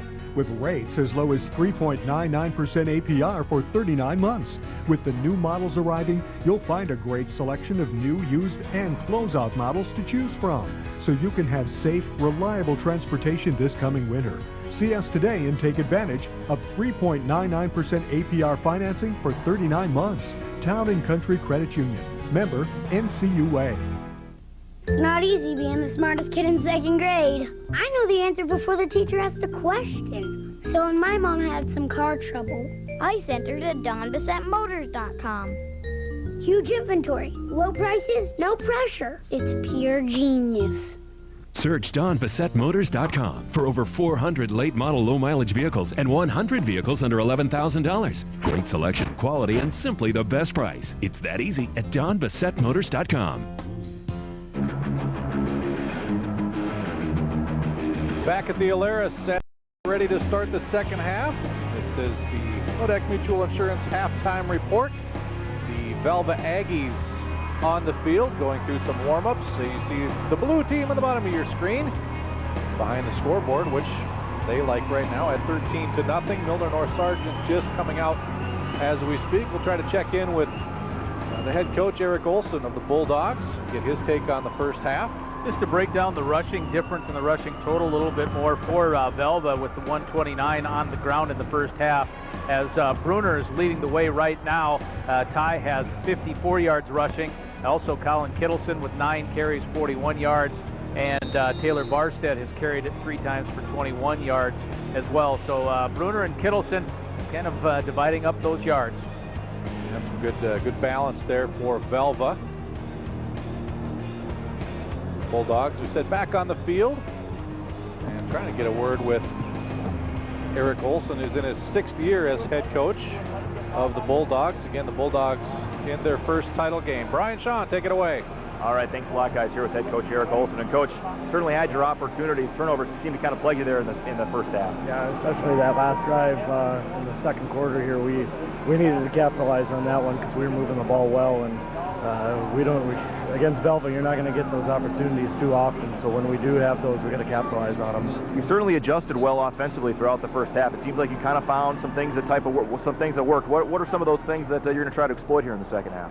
Kind of more of that same as what we did that last drive. We got to have some guys make some smart decisions when we're out on the field. We made a couple mistakes, and they've kind of killed us there in that first half. We've got to come out and win this third quarter. And just lastly, defensively, you got to be pleased with the effort there. You know, they were able to get in your territory a couple times, but some big stops on 3rd and 4th down. Yeah, and we've kind of said it, bend but not break. Take that interception return for a touchdown that first drive, and we're right there. But like I said, this third quarter, we need to win this. Sounds good. Thanks for the time, Coach. Good luck. Thank you. All right, Scott Lee, back up to you. Thank you, Brian. Thank you very much, Coach. Players head to their sidelines. We'll get ready for the second half, and it is coming up next.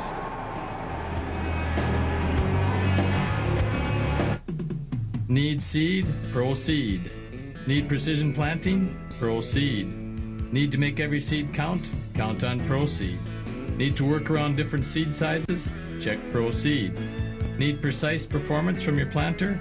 Review Proceed. Need great seed? Proceed.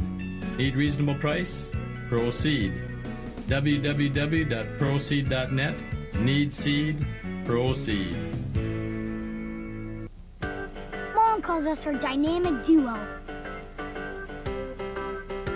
We try that aren't being used and other stuff. She says we're saving the planet, but we know we save her gobs of money too. We're saving energy by turning things off.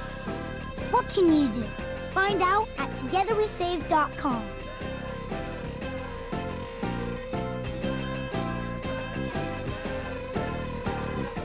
The KMOT Ag Expo and Livestock Show this January at the North Dakota State Fair Center.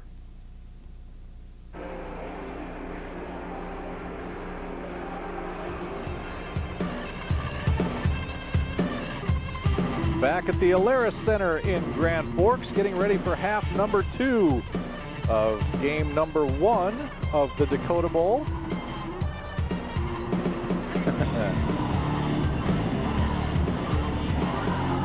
Number of games they've watched this week. Only 3. Only 4 juice boxes? Forgot to put trips to the bathroom on there.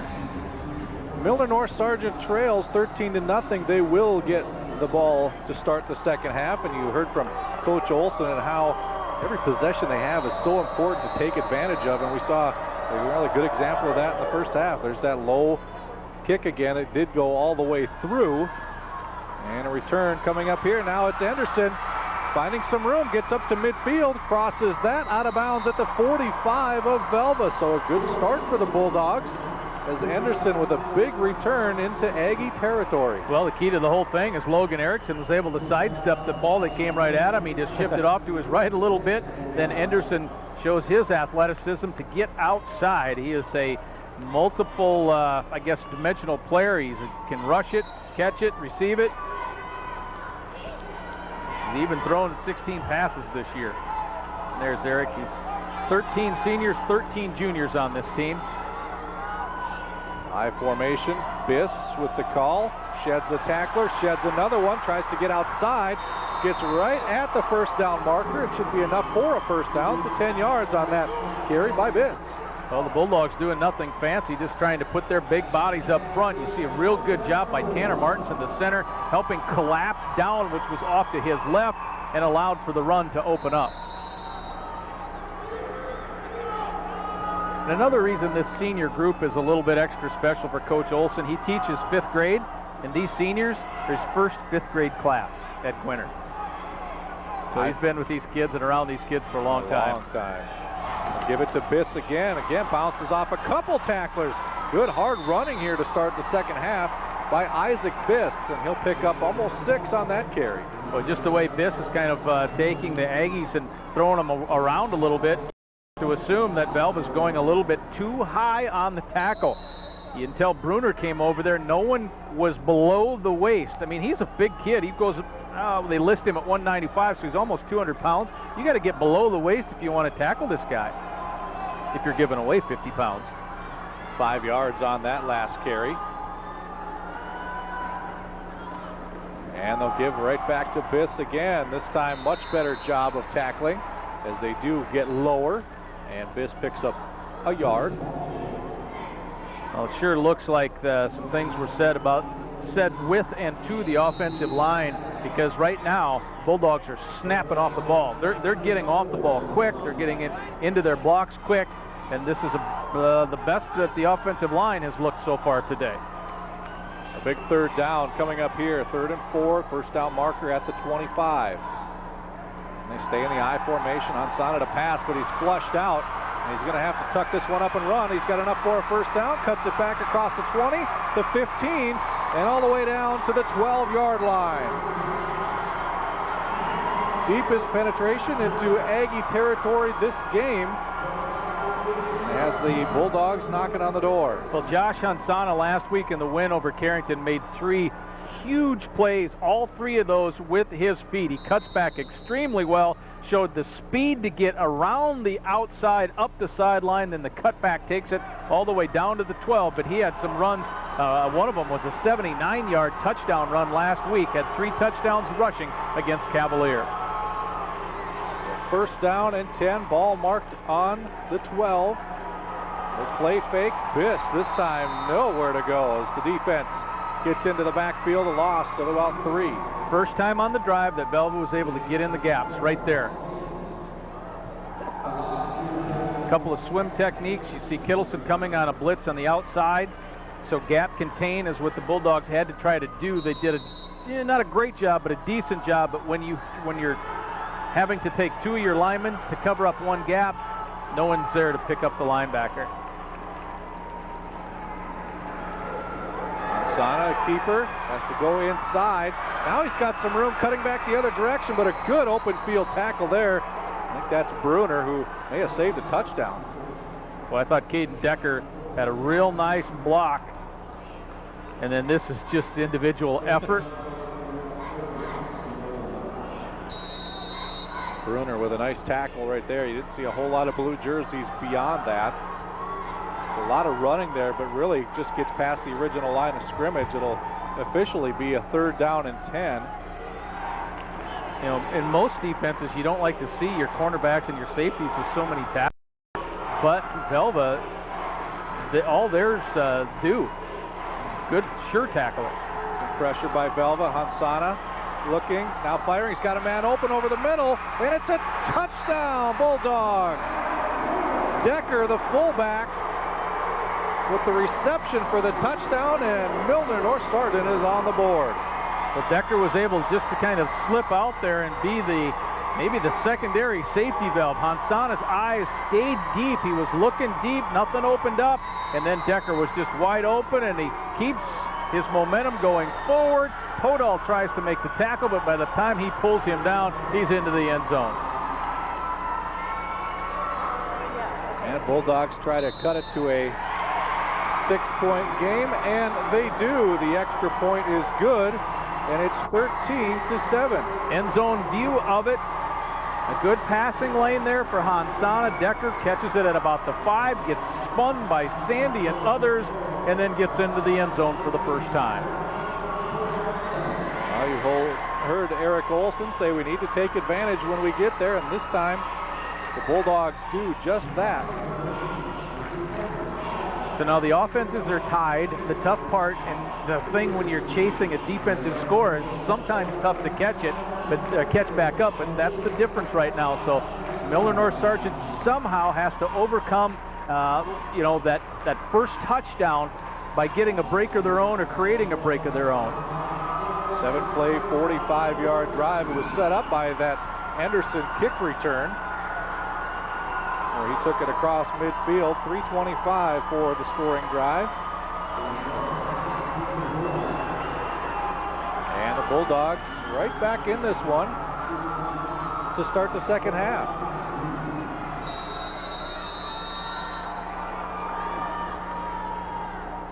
Grossman will kick off, and he'll do exactly what Velva's been doing. They kick it to Kittleson, however, and he finds some room along the outside. Kittleson off to the races across the 40, and he gets upended at the 30-yard line by Hansana. We'll mark it down at the 28, so a big return, and Velva is right back in business. Big returns usually come because there's one big block somewhere. Let's see if you can find number 14.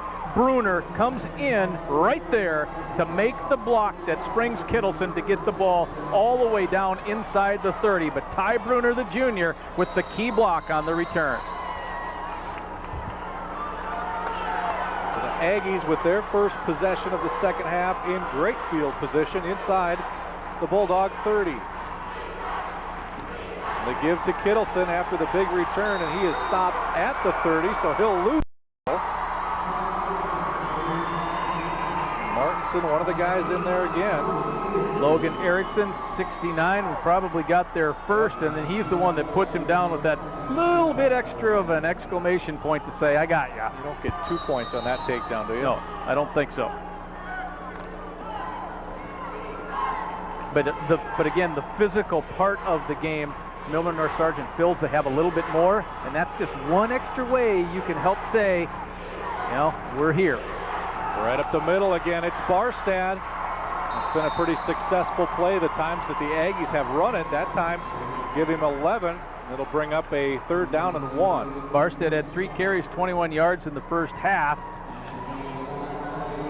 So that's obviously an average of 7. And he was just a little bit more than that. I mean, that's one of those nothing fancy plays. You just hit the seam with the right timing, and you pop it. And then if you get it just right, you're able to split the 2 linebackers, which he did there too. 3rd down and 1. Kittleson gets the 1 as he goes behind the pile. It gets down to the 15-yard line. It is a first down for Velva. Well, Barstead carried the last play. Here he's a lead blocker on this particular play. And he was able to, I didn't see the number of the guy, but he was able to turn. He squared up and got the shoulders of a potential tackler right at the line of scrimmage, got his shoulders turned, and that allowed Kittleson to be physical in the hole.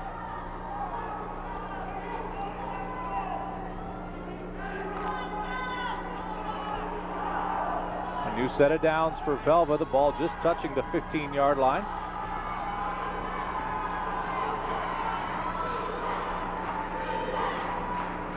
Bruner will go in motion. And it's Mack keeping it. And there's Martinson again as he takes him down, a loss of 4 on that play. Well, the timing of that Farmers Union Insurance instant replay, the timing just seemed to be a little bit off on that play. And just judging by who you see come kind of flying back in there, and he's the guy on the outside, the quick tackle, Cody Lee. I think Martinson may have read that quicker than Lee was able to get in front of him and try to make a block. Ryan Martinson second on the team in tackles for a loss, and we've seen why. He's been in there a couple of times. 2nd and 14. Mack to throw over the middle. He's got his receiver. He's upended. That's Podol, the tight end, and that's near first down yardage. That was the right read for Mack. Sandy was running to the deep side, and then they had Barstead, the fullback, clearing to the flat, and then Podol is able to hold just an extra second to allow that to clear out, slides in behind the linebackers, and Mack is able to right over the middle. Joe Pop in there on the tackle, the safety. And vision a timeout coming here by Velva. And the play's not even in yet. Play's not even in, and we're down to 5 on the play clock, and there's the timeout call. Well, we've talked and we've seen the ability to make interceptions for Velva in this game, coming into the game with 25, I think, team interceptions. But also, Milnor-NS Sargent has picked off a bunch of passes, 22 coming into the championship game. And Hansana's got 4, Roeder with 3.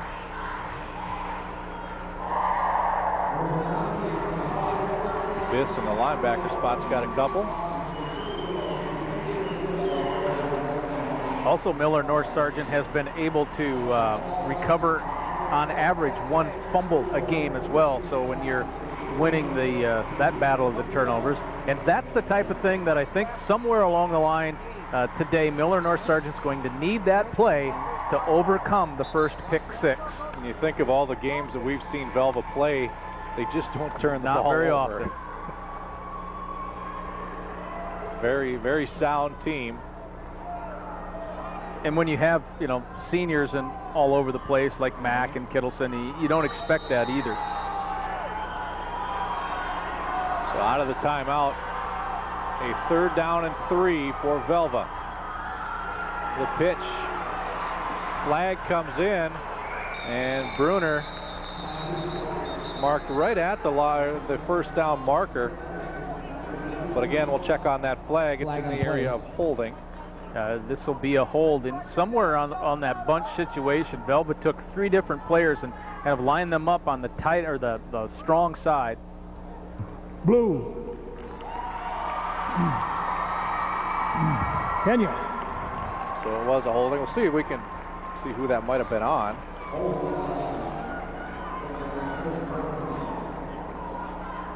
Well, tough to see there, especially where the flag was thrown.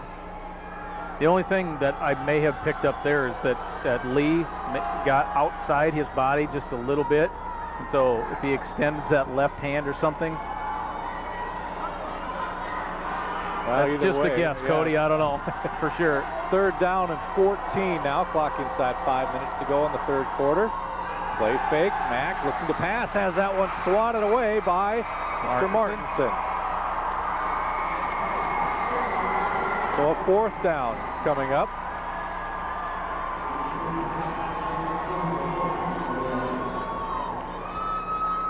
To make plays from Ryan Martinson's side has been a little difficult. Right.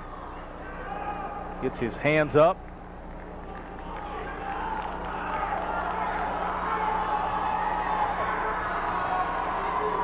So a 4th down say 14 officially. The first down marker is just inside the 6-yard line. Bruner in motion, quick pass over the middle to Kittleson. Kittleson, the first down and a touchdown. On 4th and 14, the Aggies strike again. What a big play for the offense to come through on 4th down, and you pick up the touchdown. Just a little pop pass over the middle to Kittleson. No linebackers near him, not hit till he gets all the way down to the 10-yard line, is able to make one small move and get into the end zone. Bruner on for the extra point.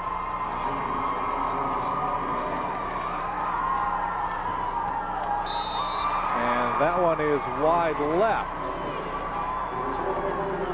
So it stays a 19-7 lead.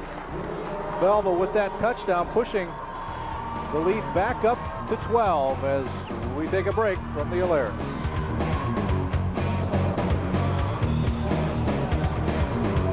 Going to community college was a really great move for me. The best decision I ever made. North Dakota's 5 community colleges have transfer and technical degree programs. I received my degree and jumped right into a great career. You'll save money and be ready to make more money in today's hottest jobs. It's a good move for me to get my 2-year degree. And then transferring on for my major. To find out more, go to ndcommunitycolleges.com. North Dakota's community colleges. Now you're getting somewhere. Well, I believe it's a really good move. It's a great move. Ooh, I wonder where he's going. I guess Chicago. How about them? Salt Lake City. They've got lots of trails. Could be Denver, hiking the Rockies. Minneapolis. Why go to the cities and not hit the Mall of America? Phoenix. No doubt. Vegas. Bismarck Airport, offering blue sky every day.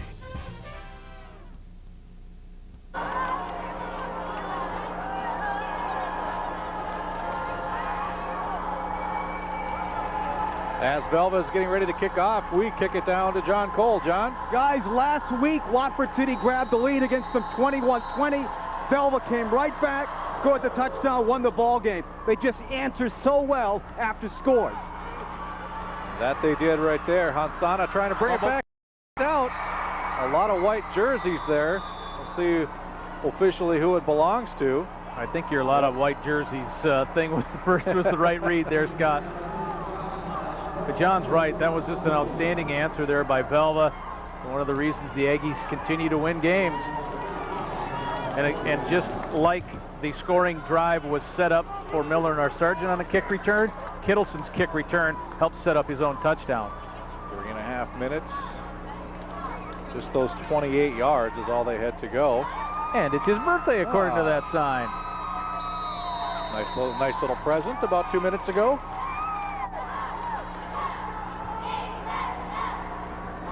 Kittleson's second reception for a touchdown. Now Hansana scrambling. Now looking downfield. The receiver cut off the route, and that one falls incomplete. Well, Anderson has been the deep threat, and in fact, at one point during the season, Coach Olson said that Hansana fell a little bit too much in love with the deep ball to Anderson. He pulled back from that a little bit more, and it kind of helped the team come together as he stopped quite locking in there. But that was a little bit of a scramble mode as Cole Anderson got a pretty good rush in there. Hansana had to flush to his right, and then it's just a matter of if the quarterback and the receiver are reading the same thing at the same time, and they weren't. This time the handoff to Anderson as he tries to get around his blockers and has some room. Anderson now using the speed across midfield all the way down to the 40 of Velva. Big play for the Bulldogs. Now the downfield block made by Roeder, but he got a couple of good ones right here to turn the corner. At this point in the run, it doesn't look like Anderson's going to be able to get much out of it.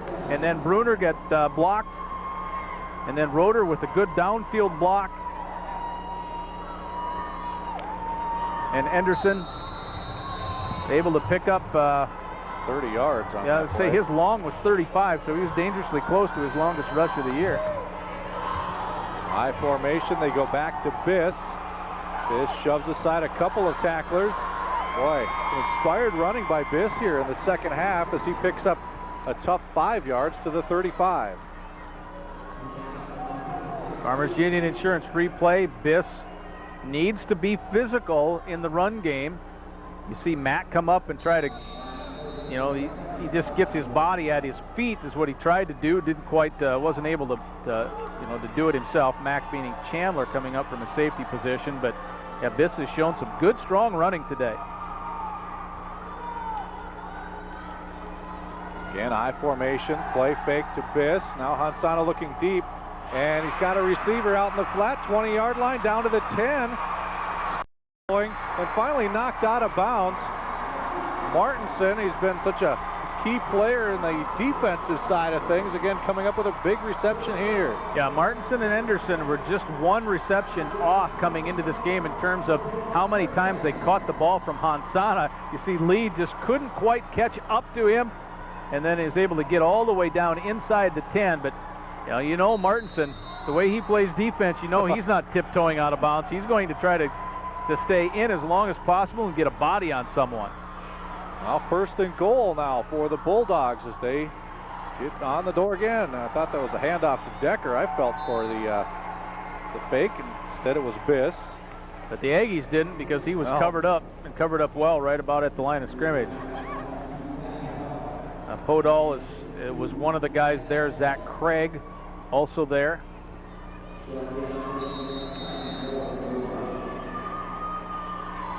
It'll be a second and goal, ball at the 8-yard line.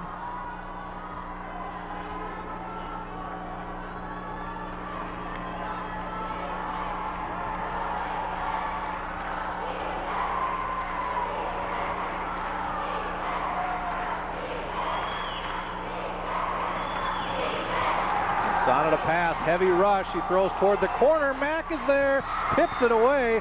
Well, that's a case where you have the receiver playing defensive back. Anderson didn't really have a chance at that one. Mack had better position on the inside. Yeah, the heavy rush up the middle means the pass has really kind of floated out up there without much of a purpose. It just kind of flies, just floats. And Hansana gets away with one right here because Mack almost had his third of the game. And after getting down inside the 10, boy, you'd hate to see a pick. Give it to the other team again. Third down and goal from the 8. More play fake. Hansana will run it. Good defense there as they force him out of bounds at the 4-yard line. But it brings up a 4th and goal. Now that was a quarterback boot or sweep with really no intent to run. Farmers Union Insurance replay. Hansana tucks it right away. And Kittleson kind of squares up there. Sandy is the first one there. And actually, both defensive backs are the ones that get him out. Big 4th down. Wow, huge play right here in the game. Late third quarter. Spread. 3 wide receivers to the near side. Hansana shotgun. Low snap dug up by Hansana. He's looking to pass. Still looking. Getting run out of bounds. Into the corner. Touchdown. Anderson with the catch. And the Bulldogs cut into the lead again. Farmers Union Insurance replay. Hansana just trying to be real patient. The defensive backs do not have to cover a lot of territory because you got the end zone back there, but Anderson is able to come back enough and keep his toes down. He catch made in the end zone. Well thrown ball. As soon as that ball crosses the line, it's a touchdown, and he has possession. Flags come in before the snap on the extra point. Offside by Boo. Extra point gets a little closer.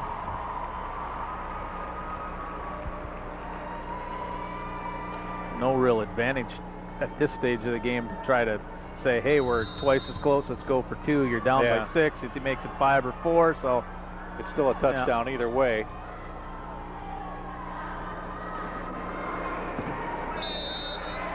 And the extra point is good. So it's a 19-14 game. The lead now just 5 points.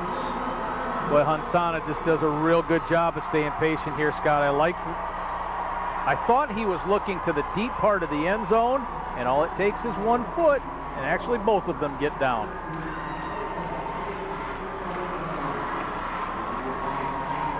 Well, the Bulldogs have come out inspired on offense here in the second half. Put up 14 points in the quarter after being shut out in the first half. And that time they had to drive a decent length of the field, almost 70 yards, 8 plays and 69 yards. Pretty quick score, just over 2 minutes.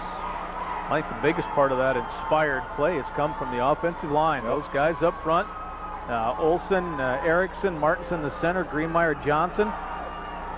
Those are the interior 5 from the left to right that are in the starting lineup for Milnor-Sargent. And boy, when you're getting a good push off the line of scrimmage, this game gets a lot easier.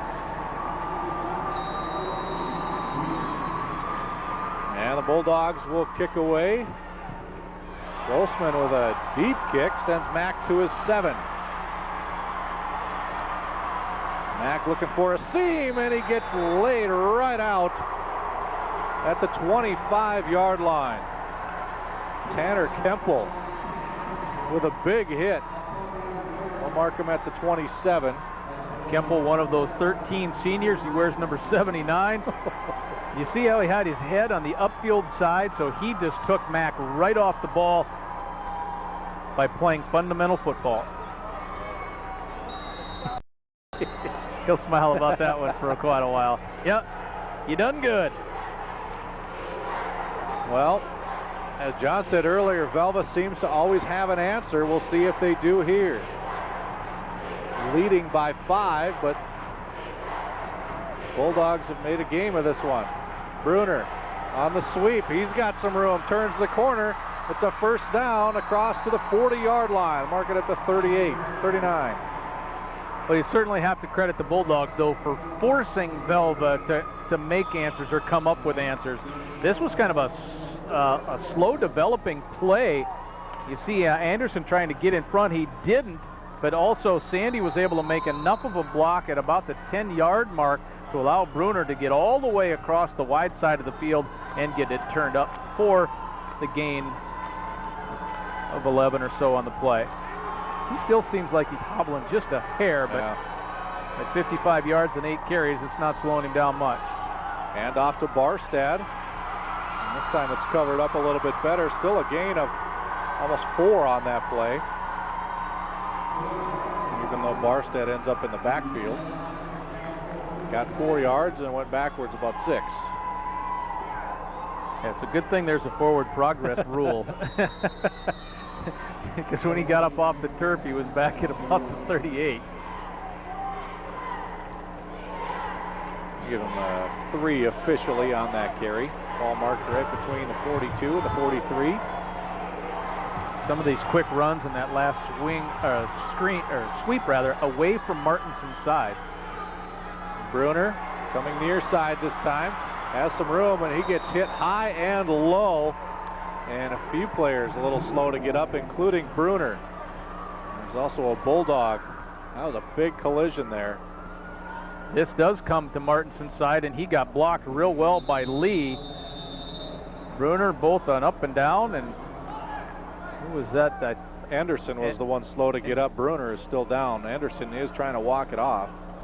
Now Tanner Martinson was in on the play, and it looked a little weird how he was in on it too. There's Anderson off on his own power. Didn't see him in that play. He was trailing, I think. I think Bruner's favoring the same side a little more than he was before. It's that left ankle. I think it's been extra taped. Kind of hard to tell anymore. Cole Anderson has been back in the game. He's got his left ankle taped and retaped. The guard for Velva. Hamstring.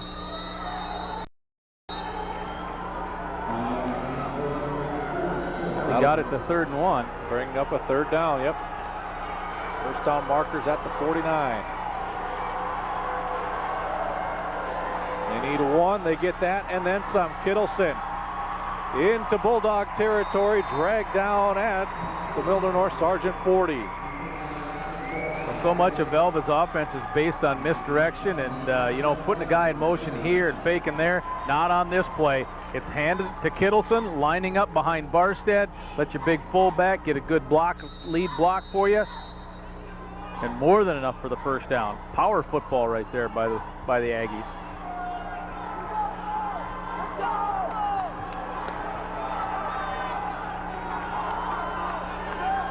Still working on Bruner's hamstring, stretching him out on the near sideline. Meanwhile, the first down play. The fake to Kittleson. He'll run behind, or Mack will run behind him. Mack gets slowed up a little bit, but does a great job to break that tackle. Gets a first down and then some inside the 25. A little bit different formation. Barstead, who was the lead blocker on the last play, lined up wide left side, split way out left. And then they follow Kittleson up the middle, and Mack, he looks like this on that play. He's just, but he's 160 pounds and just kept churning and keeping the legs going and got the first down to end the quarter. That is the last play of the third quarter. 1 quarter to go, 12 minutes left in our Class A season. Velva leading 19-14.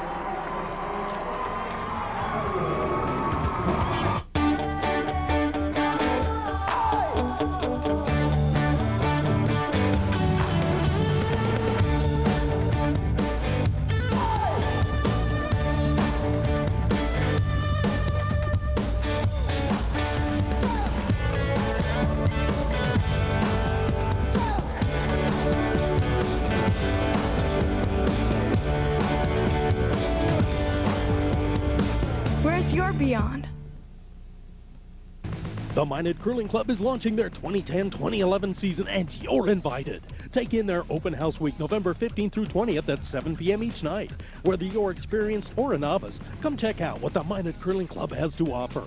League play begins November 22nd on Monday, Wednesday, and Thursday evenings at 6:30. There's plenty of spots available for individuals or teams. Come out to the State Fairgrounds, give us a call, or visit our website. Open house week at the Minot Curling Club. Come join us.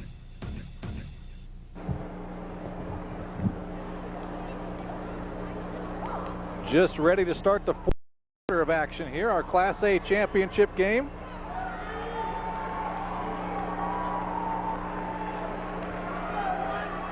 Ball is marked at the 25-yard line. Velva leading by 5 and trying to extend that lead here with this drive. Bruner's back in now. Got those legs stretched out. Now he's in motion and gets the pitch. Trying to stretch that play out. Does. Gets the first down. Flags come in. Hold. There's a couple of Aggies, again, slow to get up. And the flag thrown right where Cody Lee was. Yep. We'll check him out. Yep, there's 60. There's definitely a hold right in the middle of your screen, trying to block Martinson. In fact, he held him a couple of times on that particular play, and it ended up it would have been a first down for Bruner. Blue. Well, it's kind of hard to blame Lee the way Martinson's played today.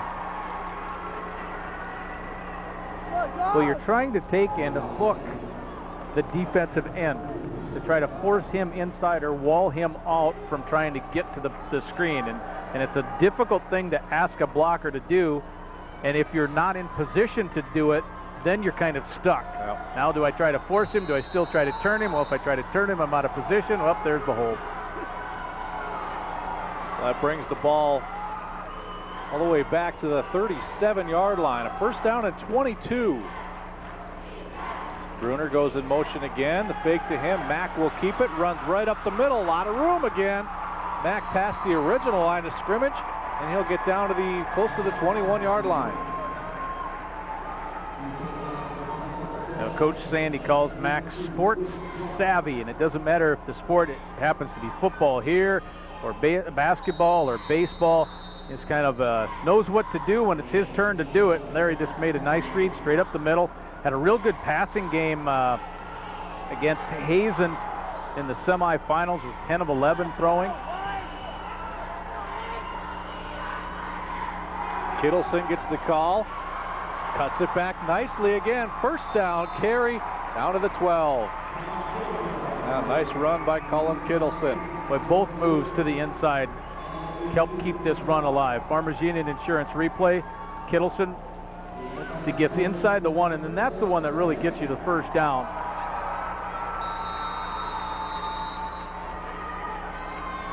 So the penalty, the Aggies were able to not let it affect the drive.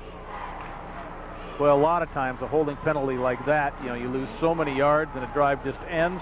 2 plays later, the Aggies are staring at 1st and 10. On the 12-yard line. The give to Kittleson again up the middle, and he'll pick up a couple before he's driven backwards. Teskey, number 51, you see right there on the stop initially. Straight handoff from a fullback position. Kittleson not playing the wing on that particular play.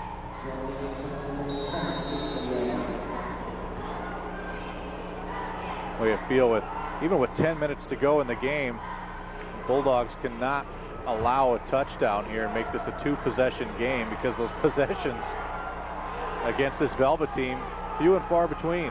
Yeah, that defense right now has seen a lot of snaps. And a carry on 2nd down. Ball marked at the 6-yard line. Sherlock with the carry.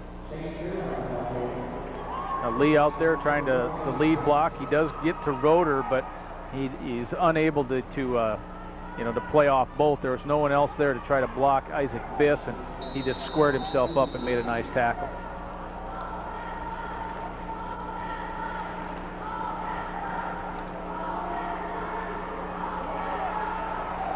So a 3rd down and timeout. Call it 4, and another timeout is called by Velva.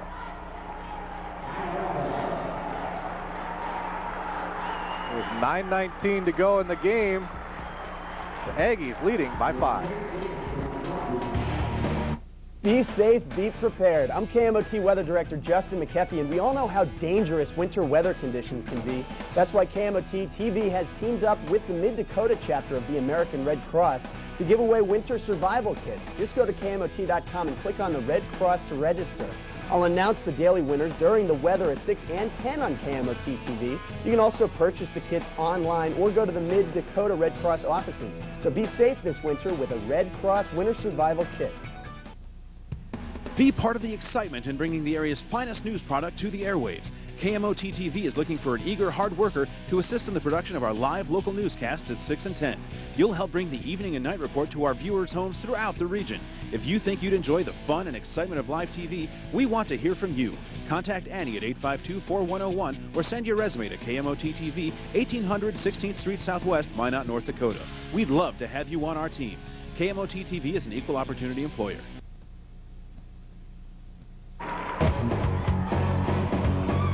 Welcome back. It is time again for the Farmers Union Insurance Fan Cam. Farmers Union Insurance, premier partner of the North Dakota High School Activities Association. 3rd down and 4 for the Aggies. First down marker is at the 2. Kittleson, handoff. He will be, well, second effort might have got him the first down. Well, I think it did, Scott. Needed to get inside the 2, and judging by the guy or the on the near side mark, he certainly got it. Yep, got it by an extra yard. So 1st and goal now at the 1. Looks like right here he is stopped. That little spin and lean got him the extra yard that he needed.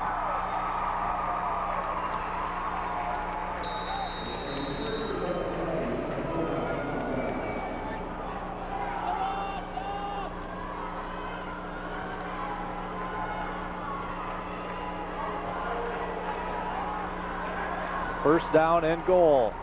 Aggies looking to add to the lead, and they do with Kittleson. Well, happy birthday again. Oh. Gives a present to all the Aggie fans with another touchdown run. Boy, that's really good work by the guys up front on the right side.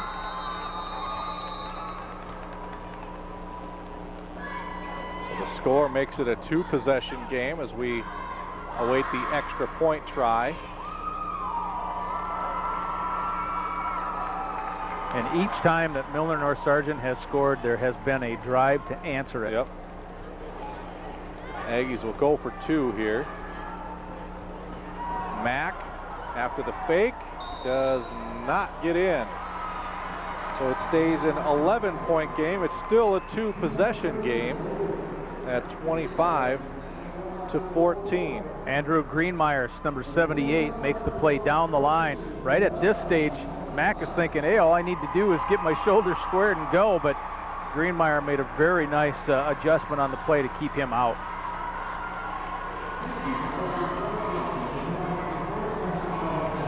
Bulldogs will get the ball back, but down by 11 again, and time is certainly not on their side the way this game has gone. 9:01 to go in the game.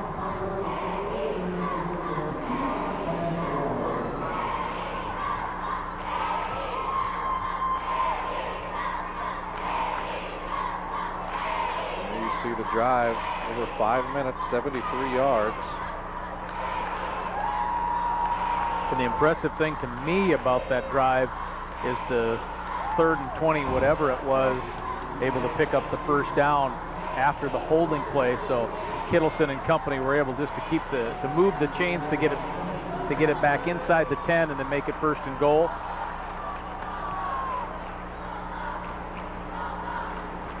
Mack will kick off. Guys up front have their shin pads on. There it is again. That one takes a bounce to Hansana. Anderson has it on the far side. Almost broke through that way. Right at midfield. You'll take the 50 every time to start. Absolutely. Now the second half, Isaac Biss has had some nice gains on the ground, and we didn't see much of this in the first half, but he has come out inspired, and it takes more than one hit to bring him down. Yeah, Biss had 7 yards on 5 carries, and in this second half, he along with his offensive line have just kind of, shown and been more physical. You see him up there with 25 yards, but as you mentioned, Scott, right now the time of the game is a little bit of an issue. You certainly want to score, and if it takes you 5 plays, you do it, or 5 minutes, I should say, and you go from there. But Biss with a yard there, but the drives that Velva has been able to put together has been pretty impressive here this afternoon. Yeah, a 7 plays after the good kick return, and then an 11 play right here after each time that the Bulldogs have been able to score.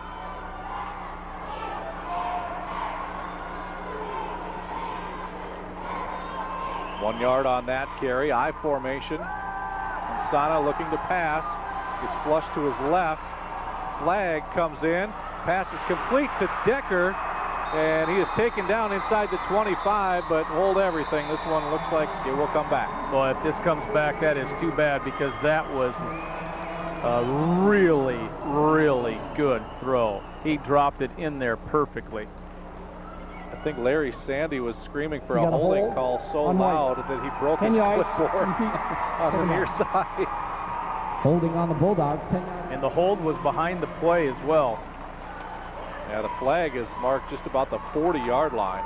So you mark 10 yards back from there, so you're almost back to the 30, and that play ended up to, what, the 25-ish? Inside the 25. It's going to be a 50-yard swing. Yeah, it doesn't go. It goes down as a 10-yard penalty, but it's much bigger than that. And we saw Velva overcome a hold on its last scoring drive. Milnor-North Sargent's going to have to try to do the same here. Second down and 19. Low snap bobbled by Hansana, but he picks it up.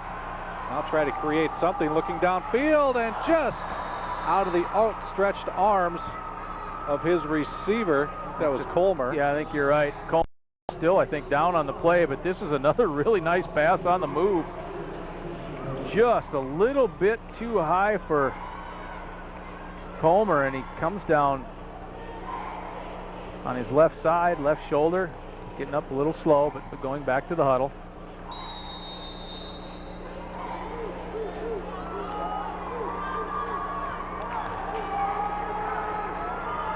Now, coaches don't have a whole lot of plays for 3rd and 19. We'll see what the Bulldogs come up with here. But Hansana has shown he's got the ability to get the ball downfield on target. And some pressure by Velva, looking downfield again. That one not on target. No, just got out of his hand a little awkwardly, I think. He had Anderson right about the first down marker. Yeah, and Anderson had a little bit of space too, but as you mentioned, Scott, that just didn't come off his hand well. It was just way to the right.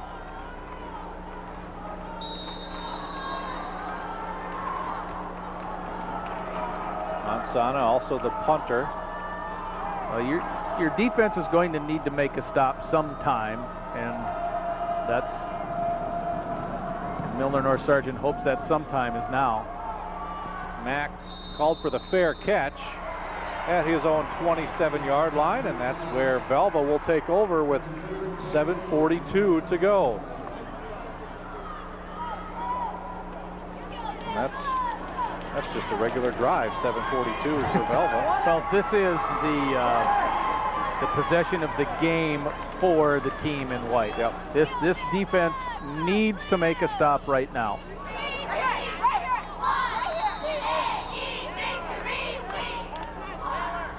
That's been easier said than done. Velva just finishing a 5-minute drive. They also had a nearly 7-minute drive in this game.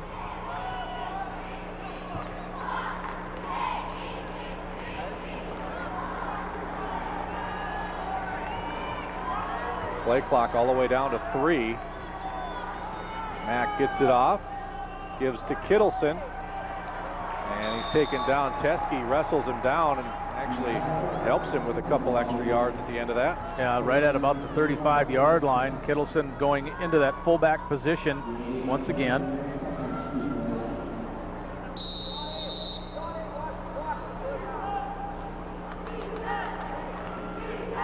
Yeah, you always think, and a lot of people think of football, especially when you see the NFL, how huge these guys are. But Velva continues to prove that you do not have to be big to be able to play football inside. You know, they're 200, 160, 210, 160, 165 is the offensive line. Kittleson behind that line has first down yardage. Boy, almost broke that one. Milnor-NS Sargent knows that Velva's going to run the ball, and they are stacking the box. And if he can get past that first wave, which Kittleson just about did, that could lead to a big game, but it's a big first down for Velva on that carry. And knowing that, Velva still only needed 2 rushing plays, conservative-looking rushing plays to pick up a first down. That's a tired defense. That's a defense that's been on the field for a long time. I've seen a lot of snaps in this one. And I know the offense is out there for just as many snaps, but I tell you, it's a lot more physically draining to play defense than offense. And this one stopped before it started.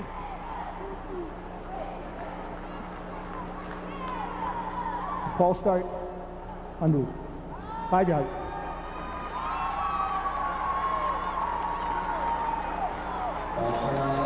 So back up that one to the 39-yard line, 5 yards on the penalty. May think 1st and 15, you might be going, oh, you know, 1st and 15 in a lot of stages of the games of passing down. Not right here. Not here. I would be very surprised to see Mack roll out. Might be roll out to run it, but not to pass it. Or toss to Bruner. And Bruner's got some room as he leans forward. He picks up about 7 on that play. 6. Right at just across the 45-yard line, and he's having trouble again getting up. He's been off a couple of times. We did see him stretching, trying to get his legs stretched out.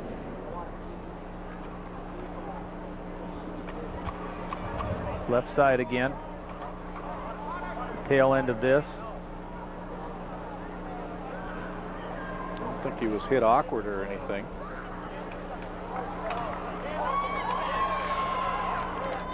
Grabbing that calf, which is cramping up, it looks like. Yeah, just a cramp.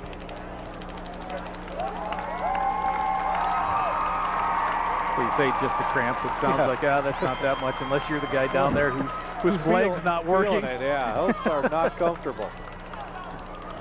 He'll try to walk that off, get some fluids. Because when that happens to me now, you jump out of bed, you go, ah, and for the next week you're walking around, like, what happened to you? Cramp. And you didn't get running 15 over. yards or anything like that. You rolled over when you were sleeping. Yep. Second down and 8, Aggies. Sherlock in motion. That snap bobbled a little bit. Kittleson, though, gets it and just motors on forward just across midfield into Bulldog territory, across the 50. Seems like Collins always able to get an extra 2, and this time probably almost 3 yards from when he was hit. He got his back turned to the play and just started backpedaling and got across midfield.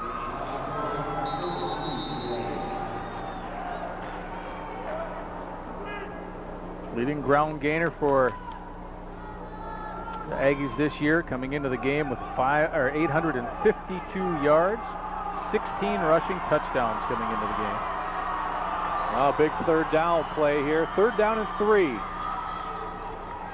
The give is to Sherlock as he sidesteps the blocker who had fallen down. He gets the first down across the 40 and down to the 39-yard line. Big first down for the Aggies. Well, Bruner's had a bunch of rushing yards today. Kittleson has led everyone rushing today for Velva, and you give it on a big 3rd down play to Shane Sherlock, who is wide open coming around in, and he picks up the first down. Just as a defense, all day long you've been looking for number 24. There's number 14. Yep. You know, here comes 35 every once in a while on a run, and all of a sudden, boom, Sherlock picks it up. Good play call. This time it's Kittleson. Gets stopped up the middle, tries to swing it outside, stopped there, so let's go back the other way, and stopped there. He'll lose about 2, runs for about 15. He kind of kept the play alive with the stiff arm a couple of times. Trying to go left, runs out of the arms of Martinson. And at that stage, it looked like he had some potential, a possibility to pick up some yards. And then I think that was Decker, one of the defensive linemen, that was able to make the tackle. Bulldogs have all 3 of their timeouts left, and pretty soon they're going to have to start thinking about taking those as we hit 4 minutes left to go.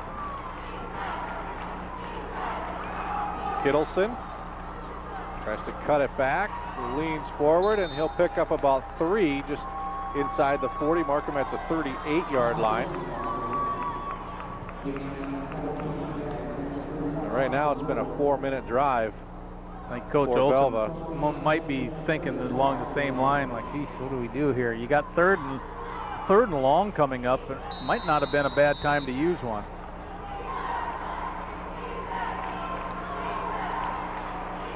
Now Velva can get this all the way down to 3 minutes about before snapping the ball. Because you need to save time for 2 scores, not save your time or timeouts for 1. It's a 3rd down and 9. Bruner will take the pitch, looks for a hole, finds one, gets wrestled down shy of the 30. He'll be about 2 yards shy of a first down. Well, the Ragdoll Award of the game certainly goes to Ty Bruner. Here he gets thrown around again, a high tackle, kind of twisted and thrown back down. He's been high-load once in the game already. We should mention, stay tuned after this game. Lee and I will have the Chevy dealer, local Chevy dealer, player of the game. Bruner still kind of shaking that left leg there a little bit, but he gave his team a chance on that 3rd down run.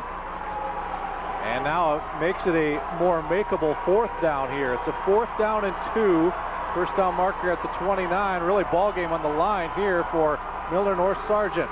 Bruner gets it back. He does not get the first down. So stop the clock and give the ball to the Aggies at their own 30. 2:10 to go. They need 2 scores. They need one fast. There's no doubt about it. Bruner tries to put his head down, and he really got squared up well by Andrew Greenmeyer. Greenmeyer's the guy who makes the play. I mean, he hits him right at the 30, and Bruner goes nowhere after that. Well, if nothing else, Velva took 5 minutes off the clock with that drive. 2 dangerous receivers on the right side and a triple bunch, but Anderson and Martinson, the 2 main targets, both on the right. Hansana tries to step up. Now a lot of room to run. Hansana cuts back the other way, gets a first down, and taken down at the 45-yard line. Just judging by what Hansana's first initial look was, he's not looking to pass on this play. He does glance a little bit right, but takes off right up the middle. I mean, deep drops from your linebackers.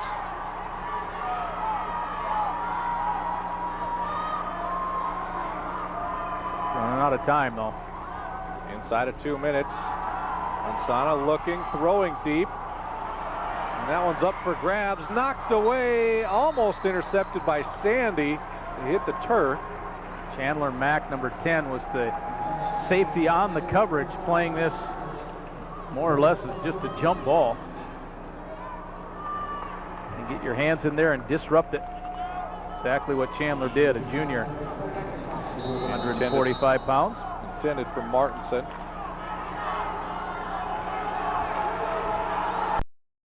And Sandy's lining up with 16, 17 yards deep right now at free safety.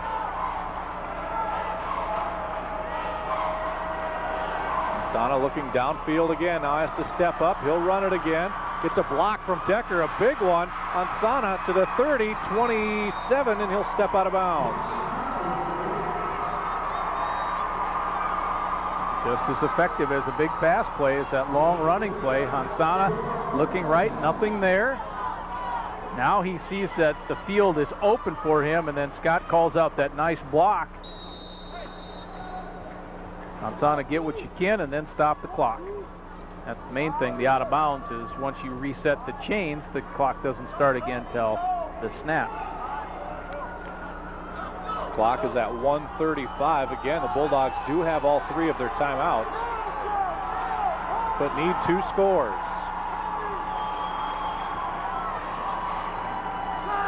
Three receivers to the top of the screen. That's where Hansana goes, and that one is caught. Got through. I thought Mack may have picked up his third of the game. I did too, right to the just outside the 20-yard line. But Anderson is able to come back and get through the defender to get the ball. And the Bulldogs are lined up real quick and will stop the clock. They stopped it just to spike it. 1:13 to go. I thought for sure Mack had a pick right there. Get a better look at it here on this replay. It did go right through him. That's why we both thought Mack had it. Mack thought he had it too for a while. So a 3rd down and 4, ball just outside the 20.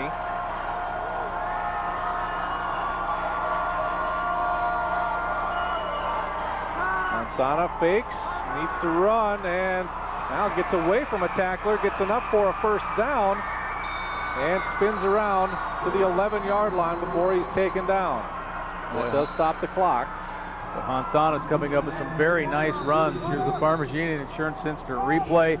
Trips up, keeps his momentum, gets his feet back under him, and goes all the way down to about the 12 or 11-yard line, and Bulldogs take the timeout. First timeout for Milnor-NS Sargent. It's a group that was pretty tired right there. Most of those guys have also been playing defense.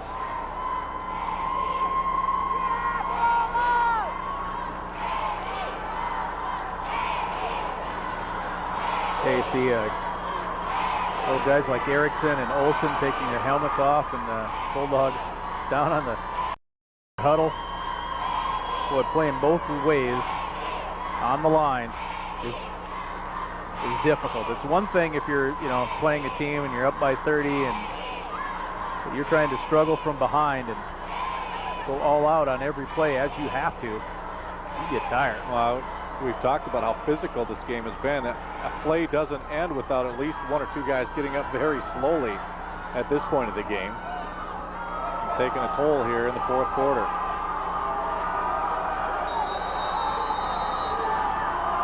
First and 10 as we get back to action.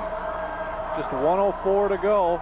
Anderson on the handoff, and he gets a couple yards and a quick. Coach Olson wants him to spike it quick. They save a timeout. Inside a minute to go.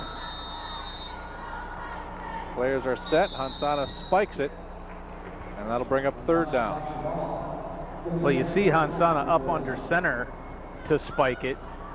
Most of the plays, he's out of the shotgun. You cannot spike it unless you do so from a snap up underneath your center.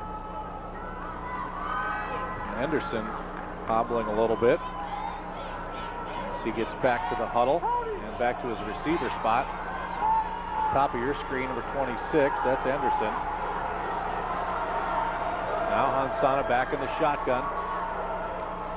One hops it to him. Here comes the pressure. Hansana gets away from it. Now inside the 5, Hansana, touchdown!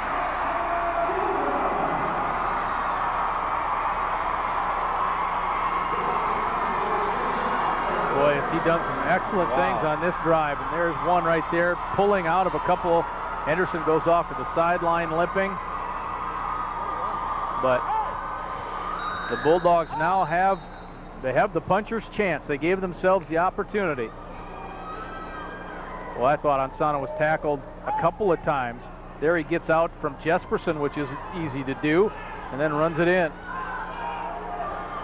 Bulldogs will go for 2.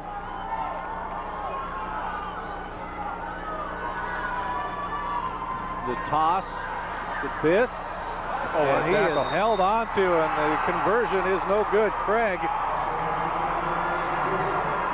comes up with a big stop and keeps it a 5-point game. Back with more from the Alaris after this.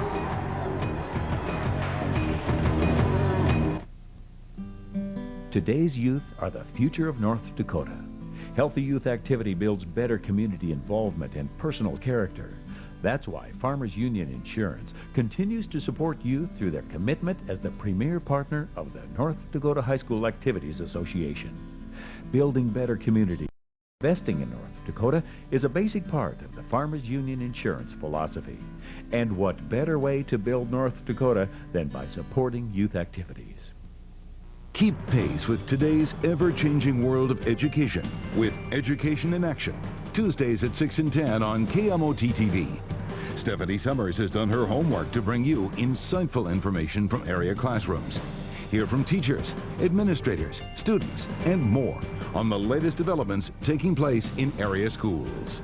Join me for Education in Action every Tuesday right here on KMOT-TV.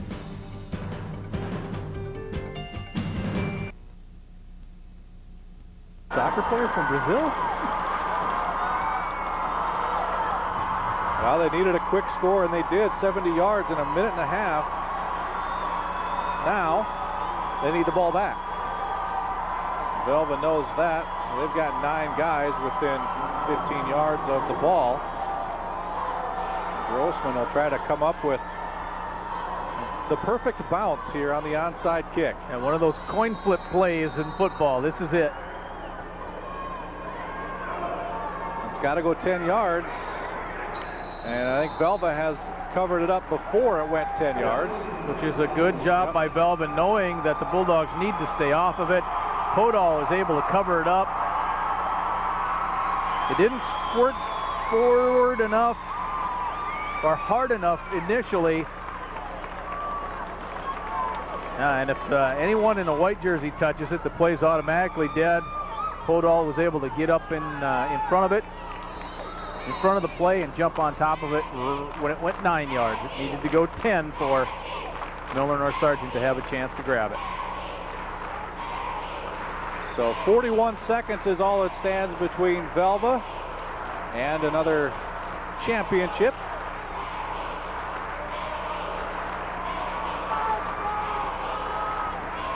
Mack will give to Kittleson. And he gets ridden down after a 4-yard gain. Timeout comes by the Bulldogs. The Aggies don't have to hand it off if they don't want to.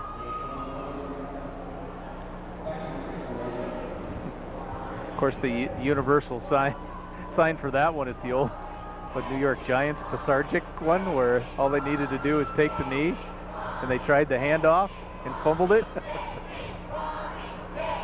And Herm Edwards, I think, was the one that came up with the running it the other way, so I was a little surprised to see the handoff. Looks like Kittleson a little banged up after that carry, holding his wrist. Or he's had issues again with his left shoulder. I don't know if he's holding the wrist or if he's trying to keep the arm in place. It's been tough on Colin during the wrestling season with that shoulder. The Aggies are 2 snaps away from being 9 for 9 under Larry Sandy in the Dakota Bowl since 1997. In 1997, just happened to be the year that Coach Sandy went with the double wing and all the motions and changed his offense. Good change. Seems to work. I'd maybe stay with it. Now Mack will take a knee. Last timeout. And timeout taken by the Bulldogs.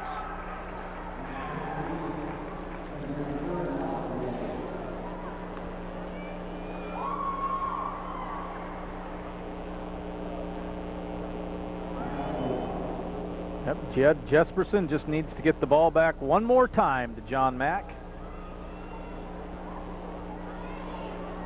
And it is, Velva is in a position that most people expected Velva to be in.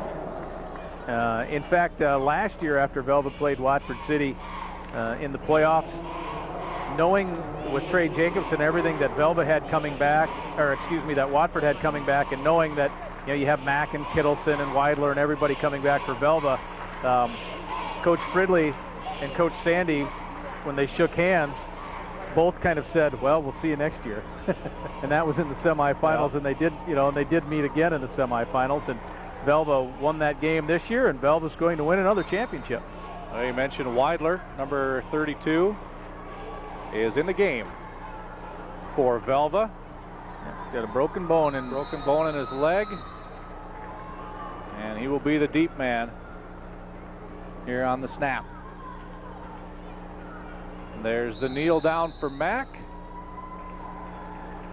Clock continues to run. The Bulldogs cannot stop it.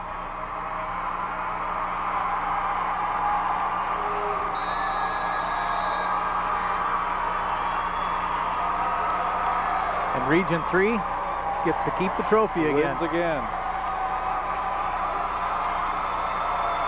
Well, the clock kicks down to another championship. Congratulations to Velva, back-to-back, and 12-0.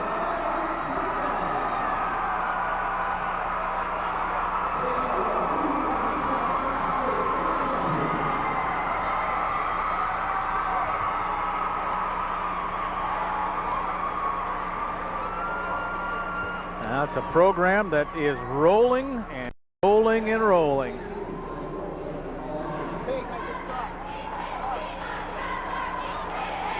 Yeah, every year you see a team loaded with seniors that leaves, and they just keep plugging the holes and putting some other guys out there, and they get the job done. Another championship for Velva.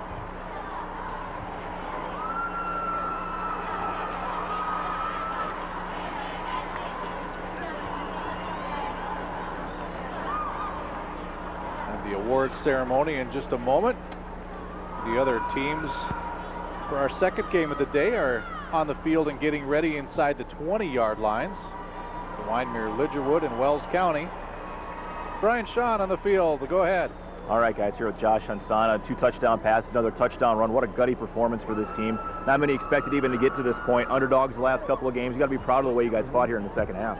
Well, we came out hard these last 3 games, and we knew we were going to have a tough game this game, so we just came out and played our hardest. Just talk about this season, the way it's gone. You know, things certainly didn't come easy, and you guys kept battling, kept getting better as the season went along. What were some of the keys to getting to this game for this team? We just had practice for their sweeps and passes, and we just wanted to make them a passing team, but kind of didn't work out. So we'll just work on it or watch tape and see what we did wrong, stuff like that. All right, man. It's been one heck of a season. Congratulations on a great performance today, and congratulations on a great year. Thanks. All right, John Cole, over to you. All right, Brian, thank you so much. John Mack joins me. I can't think of a better way for a senior to go out. You help your team win a state title, you pick off a pass and take one back. What a way to go out as a senior. Yeah, it feels great. I mean, all of us seniors have been itching for right at the beginning of the season. Actually, after last year's state championship, we wanted to get back here, wanted the same feeling again, go out with a win in senior year. Nobody wants to lose in the senior year last game. How do you have that ability, this club, to always answer? I saw you answer at Watford City. You answered again today after big TDs. The coaches just keep our heads positive. I mean, we can't get down on ourselves. Coaches talk to us like, stay focused. You know, you got to get another touch and got to get back up on my 2 scores. And then us kids we're a tight group. We stay together so good, and we just keep pushing, keep fighting. What tradition? 9 trips to the state title game, 9 titles. That's tough to do. Yeah, I mean, Coach Sandy is just running an awesome program, and all the coaches that have came into here. I mean, Coach Stinkstead left, and Coach Weiler came back in, and he did a hell of a job for us. I mean, he's a great defensive coordinator, and I'm just so excited. I don't know. Thank you very much for the visit. Go enjoy it. No problem. All right, gentlemen, over to you. All right, thanks, John. Let's go down to the floor again and hand out some hardware. Union Insurance Representative Gary Geisler and NDHSAA Distinguished Students Beth Ryan from Ray High School and Kayla Haugen of North Star High School. First, we will begin with the individual awards for today's runner-up, the Milnor-NS Sargent Bulldogs. Number 1, Gabriel Lopez.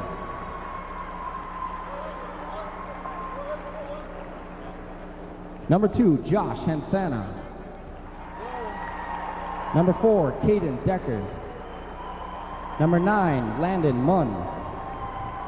Number 15, Britton Busman. Number 16, Cody Colmer. Number 17, Colin Yago. Number 24, Austin Matson. Number 25, Ryan Martinson. Number 26, Philip Anderson. Number 27, Colton Decker. Number 31, Austin Roeder. Number 32, Dylan Morlock. Number 34, Isaac Biss. Number 35, Ryan Undum. Number 38, Wyatt Munn. Number 42, Andrew Martinson. Number 44, Josh Ordal. Number 47, Lucas Jacobson. Number 50, Dustin Holmrest. Number 51, Darren Teskey. Number 54, Tanner Martinson. Number 56, Walter Rangi. Number 57, Connor Kepi. Number 58, Galen Metz. Number 65, Michael Witkowski. Number 66, Brighton Szynski. Number 68, Justin Clyde-Gardner. Number 69, Logan Erickson. Number 70, Daniel Potastic. Number 71, Austin Johnson. Number 74, Brett Olson. Number 78, Andrew Greenmeyer. Number 79, Tanner Kempel. Number 80, Joseph Pop. Number 81, Gage Hansen. Number 82, Quinn Schwach. And number 86, Jan Grossman. Student managers, Kevin Bauer, Jacob Greenmeyer, Zachary Drevlow, and Alex Jacobson. Assistant coaches, Sean Hansen, Adam Sola, Brian Bitz, David Getz, Ben Nelson, and head coach for your Milnor-NS Sargent Bulldogs, Eric Olson.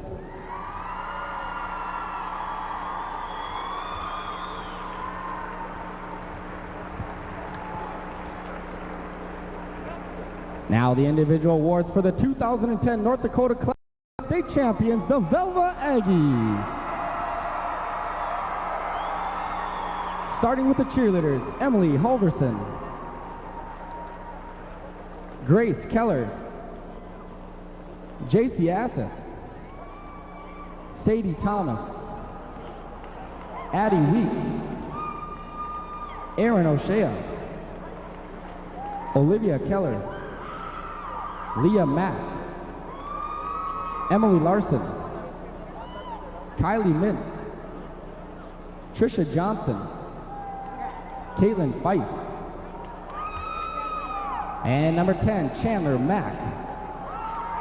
Number 11, Josh Sandy. Number 12, Drew Efforts. Number 14, Ty Bruner. Number 20, Nathan Schmaltz. Number 21, Chris Peterson. Number 22, Zach Padal. Number 23, John Mack. Number 24, Colin Kittleson. Number 25, Seth Hillman. Number 27, Brad Dean. Number 28, Michael Thinkstead. Number 32, Jordan Wheeler. Number 34, Dixon Bauer. Number 35, Taylor Barstead. Number 40, Shane Sherlock. Number 42, Taylor O'Shea. Number 45, Adam Dean. Number 48, Hunter Schreiner. Number 50, Miles Hansen. Number 51, Colton Lee. Number 52, Zach Craig. Number 54, Jed Jesperson. Number 55, Taylor Lakota. Number 56, Jimmy Bridges. Number 58, Zach Schatz. Number 60, Cody Lee. Number 61, Alex Monk. Number 62, Cole Anderson. Number 63, Nate Monk. Number 64, Jeremy Helseth. Number 72, Tucker Wahan. Number 73, David Larson. Number 75, Jacob Efforts. Number 80, Daniel Kuntz. Number 81, Derek Casey. Number 84, Josh Horner. Number 85, Alex Erickson. Number 87, Clayton Cool. And number 88, Luke Hollenbeck. On stats, Caitlin Sandy and Robert Finiseth. Assistant coaches, Matt Wheeler, Casey Kwame, Mike McNeff, Chad Barstead, and the head coach of the Velva Aggies, Larry Sandy.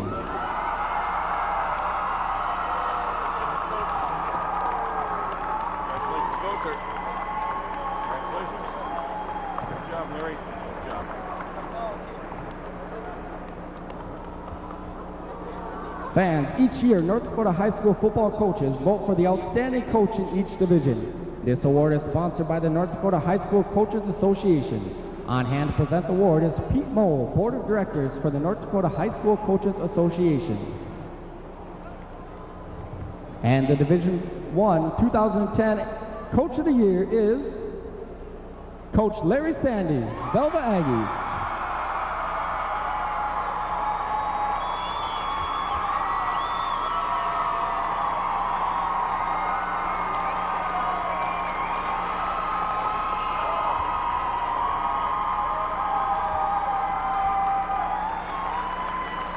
The North Dakota Division A coaches have selected the following individuals as finalists for the Powerade Outstanding Senior Athlete Award.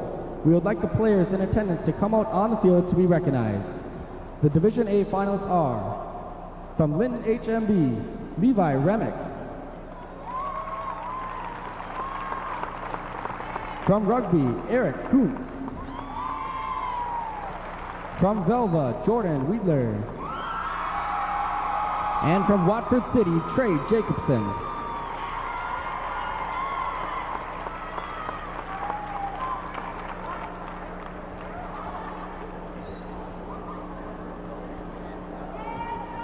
And this year, fans, we have co-recipients of the award.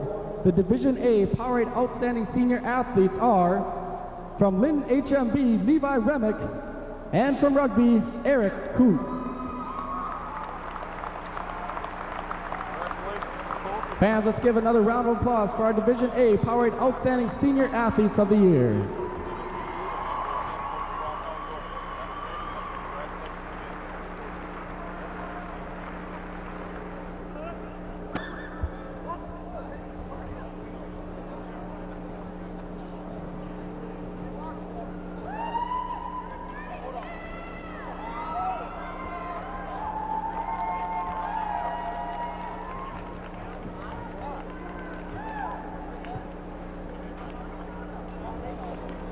At this time, we ask that the Milnor-NS Sergeant Bulldogs please come forward to accept your 2010 Class A State Runner-Up Trophy.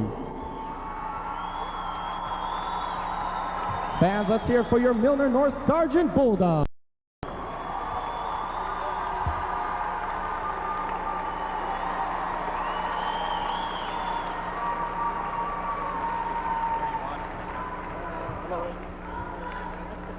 And now, will the Velva Aggies please step forward to accept your 2010 North Dakota Class A State Championship Trophy.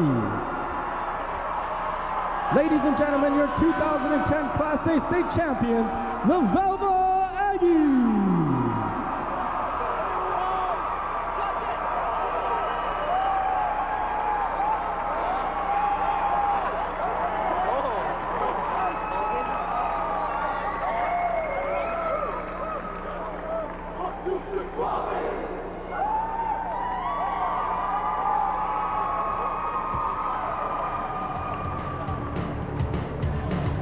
We still have one more award to hand out. It's the Chevy Dealer Player of the Game. Lee and I will be right back with that after this.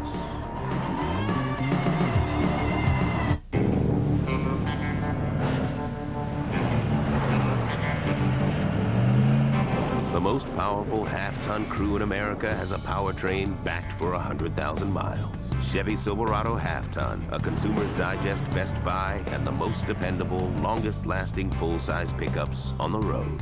Qualified lessees now get a low-mileage lease on a 2011 Silverado, as low as $199 a month. See your West Dakota Chevy dealer for details.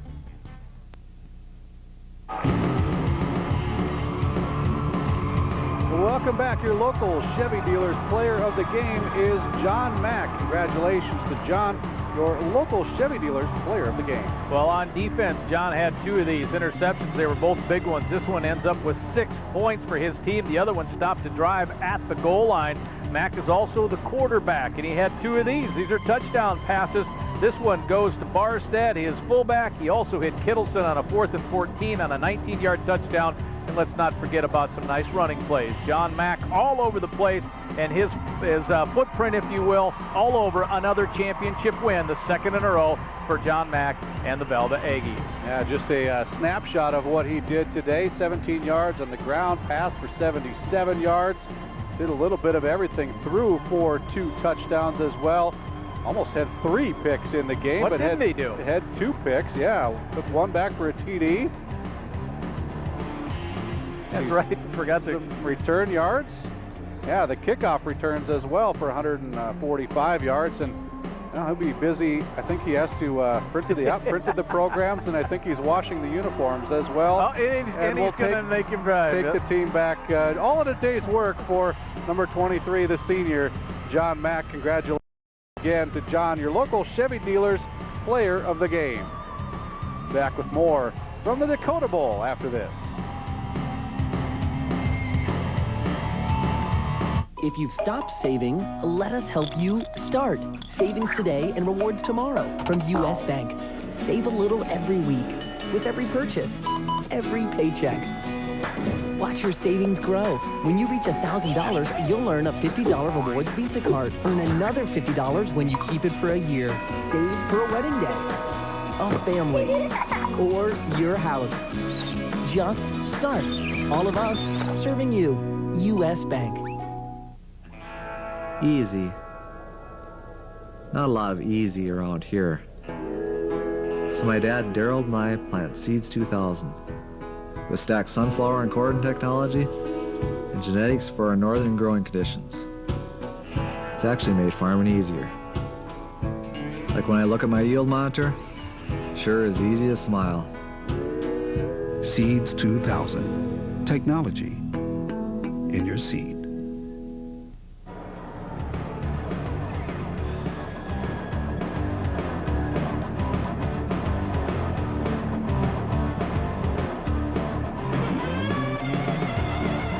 Welcome back to the Alerus Center. Congratulations to the Velva Aggies, the Class A state champions here in 2010. Wells County on the field behind me.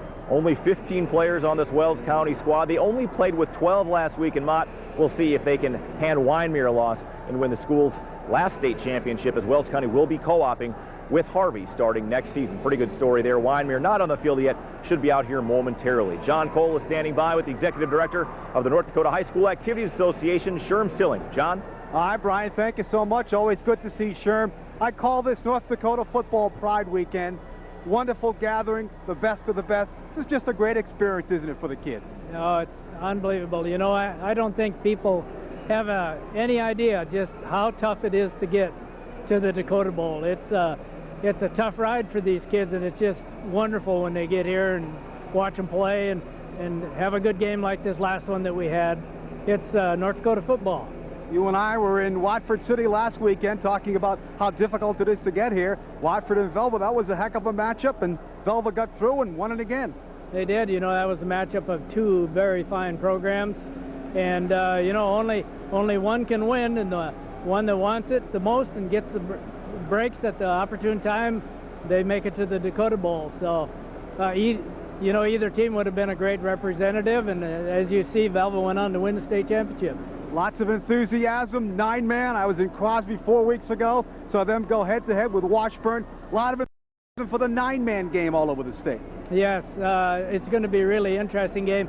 The Wells County is getting quite a bit of press here because, you know, I think they're dressing 15 kids. Correct. And so it'll be interesting to see how that matchup is here with Wyndmere-Lidgerwood. And last year the program kind of a Class B basketball feel to it. Yeah, it does. You know, that's 9-man. Right. Our smaller schools bring a lot of excitement, and they empty their towns and come to the game. You were busy again, had the vote on going to the 3 divisions of basketball. Process played out again. Yes, it did. We had a vote at our October membership meeting, and as you know, it went down, and it's getting difficult. Our small schools are getting smaller, and some of our larger schools are getting a little bit bigger, but you know, they weigh that against having to travel to try and even up the competition. Right. But so far they haven't wanted to do that. So. Did you get some hunting in there the Sunday after the Saturday game at Watford? Yes, you know, I did. Can't miss that, you know. All right, always good to see you again, my friend. Travel with care when you go to those tournaments, and let's go over to Brian. All right, thanks a lot, John Cole. Sherm Silling, a big part of what happens with the North Dakota High School Activities Association. Of course, the fall season winding down, all the state championships in the books, except for football, of course, here at the Alerus Center. Swimming and diving in Mandan this weekend, and of course, the North Dakota Class A and Class B girls volleyball tournaments next weekend in Minot. And then it's time to switch gears.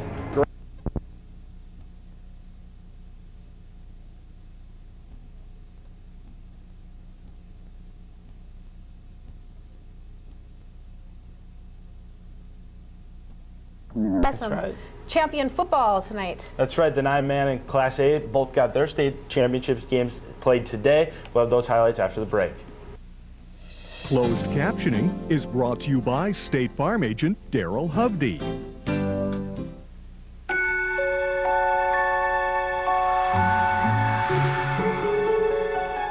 To us, the little things mean a lot. Add up all our standard features and safety tech. How was it? And you've got something big. We'll take it. Awesome. Announcing the Chrysler Big Finish of 2010. It was like the most amazing thing. All fiery orange and pink. Birds were singing. It was so surreal. Yeah, it's called mourning. I like it. Wake up to flavor at Subway. Delicious breakfast sandwiches like the new tasty Better For You breakfast melts on light wheat English muffins. All made fresh to order. Subway, eat fresh. What would we do without electricity from coal? Well, our electric bills would be higher, much higher. And so would the cost of goods and services we buy. Even our taxes would be higher. We're talking billions of dollars. After all, electricity from coal makes up 95% of North Dakota's power and is among the most affordable in the nation. Affordable electricity from coal is powering our lives. Learn more at thepowerofcoal.com. SRT believes choice is good, so they now offer the My Choice package. Don't let those other companies tell you what to bundle. With SRT, you pick what services you want and how much you want to save. Choose from phone, internet, wireless phones, security, cable TV, and unlimited long distance. The more services you choose, the more you save. Pick 3, get 10% off. Pick 4, get 15% off. Pick 5 or more, save 20%. The more you choose, the more you save with SRT's My Choice package. At Cenex Farmers Union Oil in Kenmare, they don't care who you are or what you do. They'll always have something you need. They have certified full-time mechanics with in-field support, a Mr. Tire service center, machinery sales, parts and service, hardware supplies, a full line of petroleum products. There's even barbecue grills and cookout accessories. No matter who you are or what you do, you'll find something you need at Cenex Farmers Union Oil, Highway 52 South, Kenmare. KX Sports is brought to you by Badlands. All-you-can-eat soup, salad, and signature buns. The high school football season started coming to a conclusion today, and once again the Class A championship saw the Velva Aggies in the Dakota Bowl. The Aggies try to win back-to-back titles for the third time in the program's history. They would have to get past Milnor-NS Sargent to do so, though. The Bulldogs in their own territory, and Josh Hannisa back to pass, and it's tipped and intercepted by John Mack for the Aggies, and he coasts in for the touchdown, and Velva leads early. Now Mack at quarterback for the Aggies, and he rolls out to find Taylor Barstead for the Aggies touchdown as he dives into the end zone there, and the Aggies take a 2-score lead. Bulldogs turn to get on the board, though. Hannisa rolls out and squeezes this pass into Caden Decker, and he muscles into the end zone, and the Bulldogs cut the lead. Now Hassana again rolling out, and this time he finds Philip Erickson, this time for the score, and he is called in for this touchdown, and it's a tie ball game. But Colin Kittleson going to wrap things up nicely for the Aggies as he scores from a yard out, and they go on to win their second straight title, 25-20. So congratulations to the Velva Aggies as they can go 12-0. That is their 9th title in school history. Now back to the Alaris Center where Widemere Lidgerwood taking on Wells County. Serving your family for 3 generations. Pre-planning was not hard at all. My uncle knew how much money he wanted to spend, and Thomas Family Funeral Home helped him stay within his budget. And we knew what we wanted, and so we thought it should be put down on paper. And they're hundreds of dollars less for a standard burial than the competition. Pre-arranging, you have the ability to do a little bit more on the fact of celebrating my mother's life.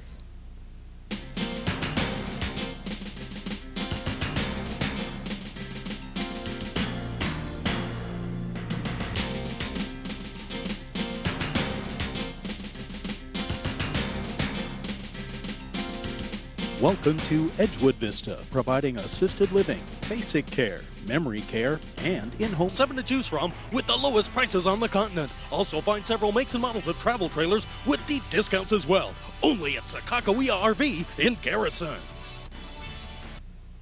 Build from the ground up and get what you want fast with pre-engineered buildings from EPS.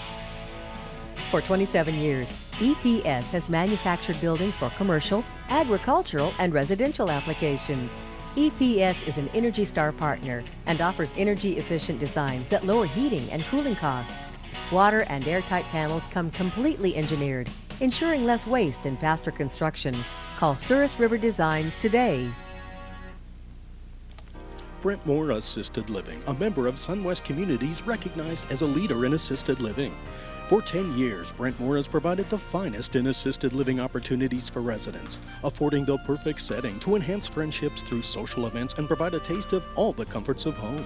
At Brentmore Assisted Living, we're dedicated to meeting the needs of our residents and giving their families the peace of mind to know their loved ones are in good hands. Brentmore Assisted Living, a place to call home.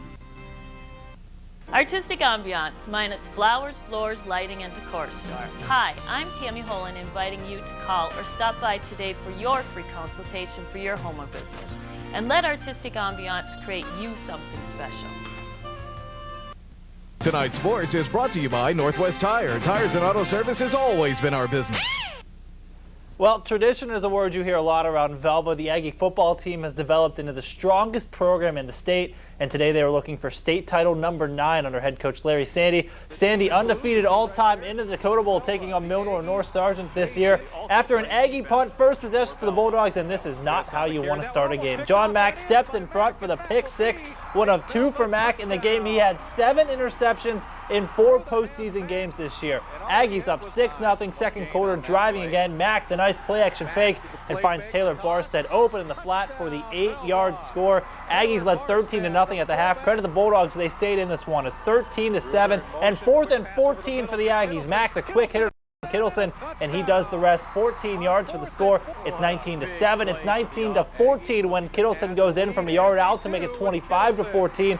The Bulldogs wouldn't go down without a fight, though. Josh Hanzana had a great game at the quarterback position. He runs this one in for the score. With 40 seconds to go in the ball game, the Aggies would recover the onside kick, though. They would take a knee to run out the clock, and for the second straight year, the Velva Aggies are Class A state champions. It feels great. I mean, all of us seniors have been itching for right at the beginning of the season. Actually, after last year's state championship, we wanted to get back here, wanted the same feeling again, go out with the win in senior year. Nobody wants to lose in their senior year last game. The coaches just keep our heads positive. I mean, we can't get down on ourselves. Coaches talk to us like, stay focused. You know, you got to get another touch. You got to get back up on them by 2 scores. And then us kids we're a tight group. We stay together so good, and we just keep pushing, keep fighting. Another dominating year for the Aggies, now 24 straight wins over the past 2 seasons. Larry Sandy and company have now won 9 of the 14 Class A championships since 1997. Well, next up was an Ironman title game as the Wells County Bears look to end their program with the state title, taking on the Warbirds from Wyndmere-Lidgerwood. Right off the bat, the Warbirds stole the momentum. Ryan Orth handles the low snap, gets out of the pocket, and finds Jeff Ilias down the sideline for the 51-yard score.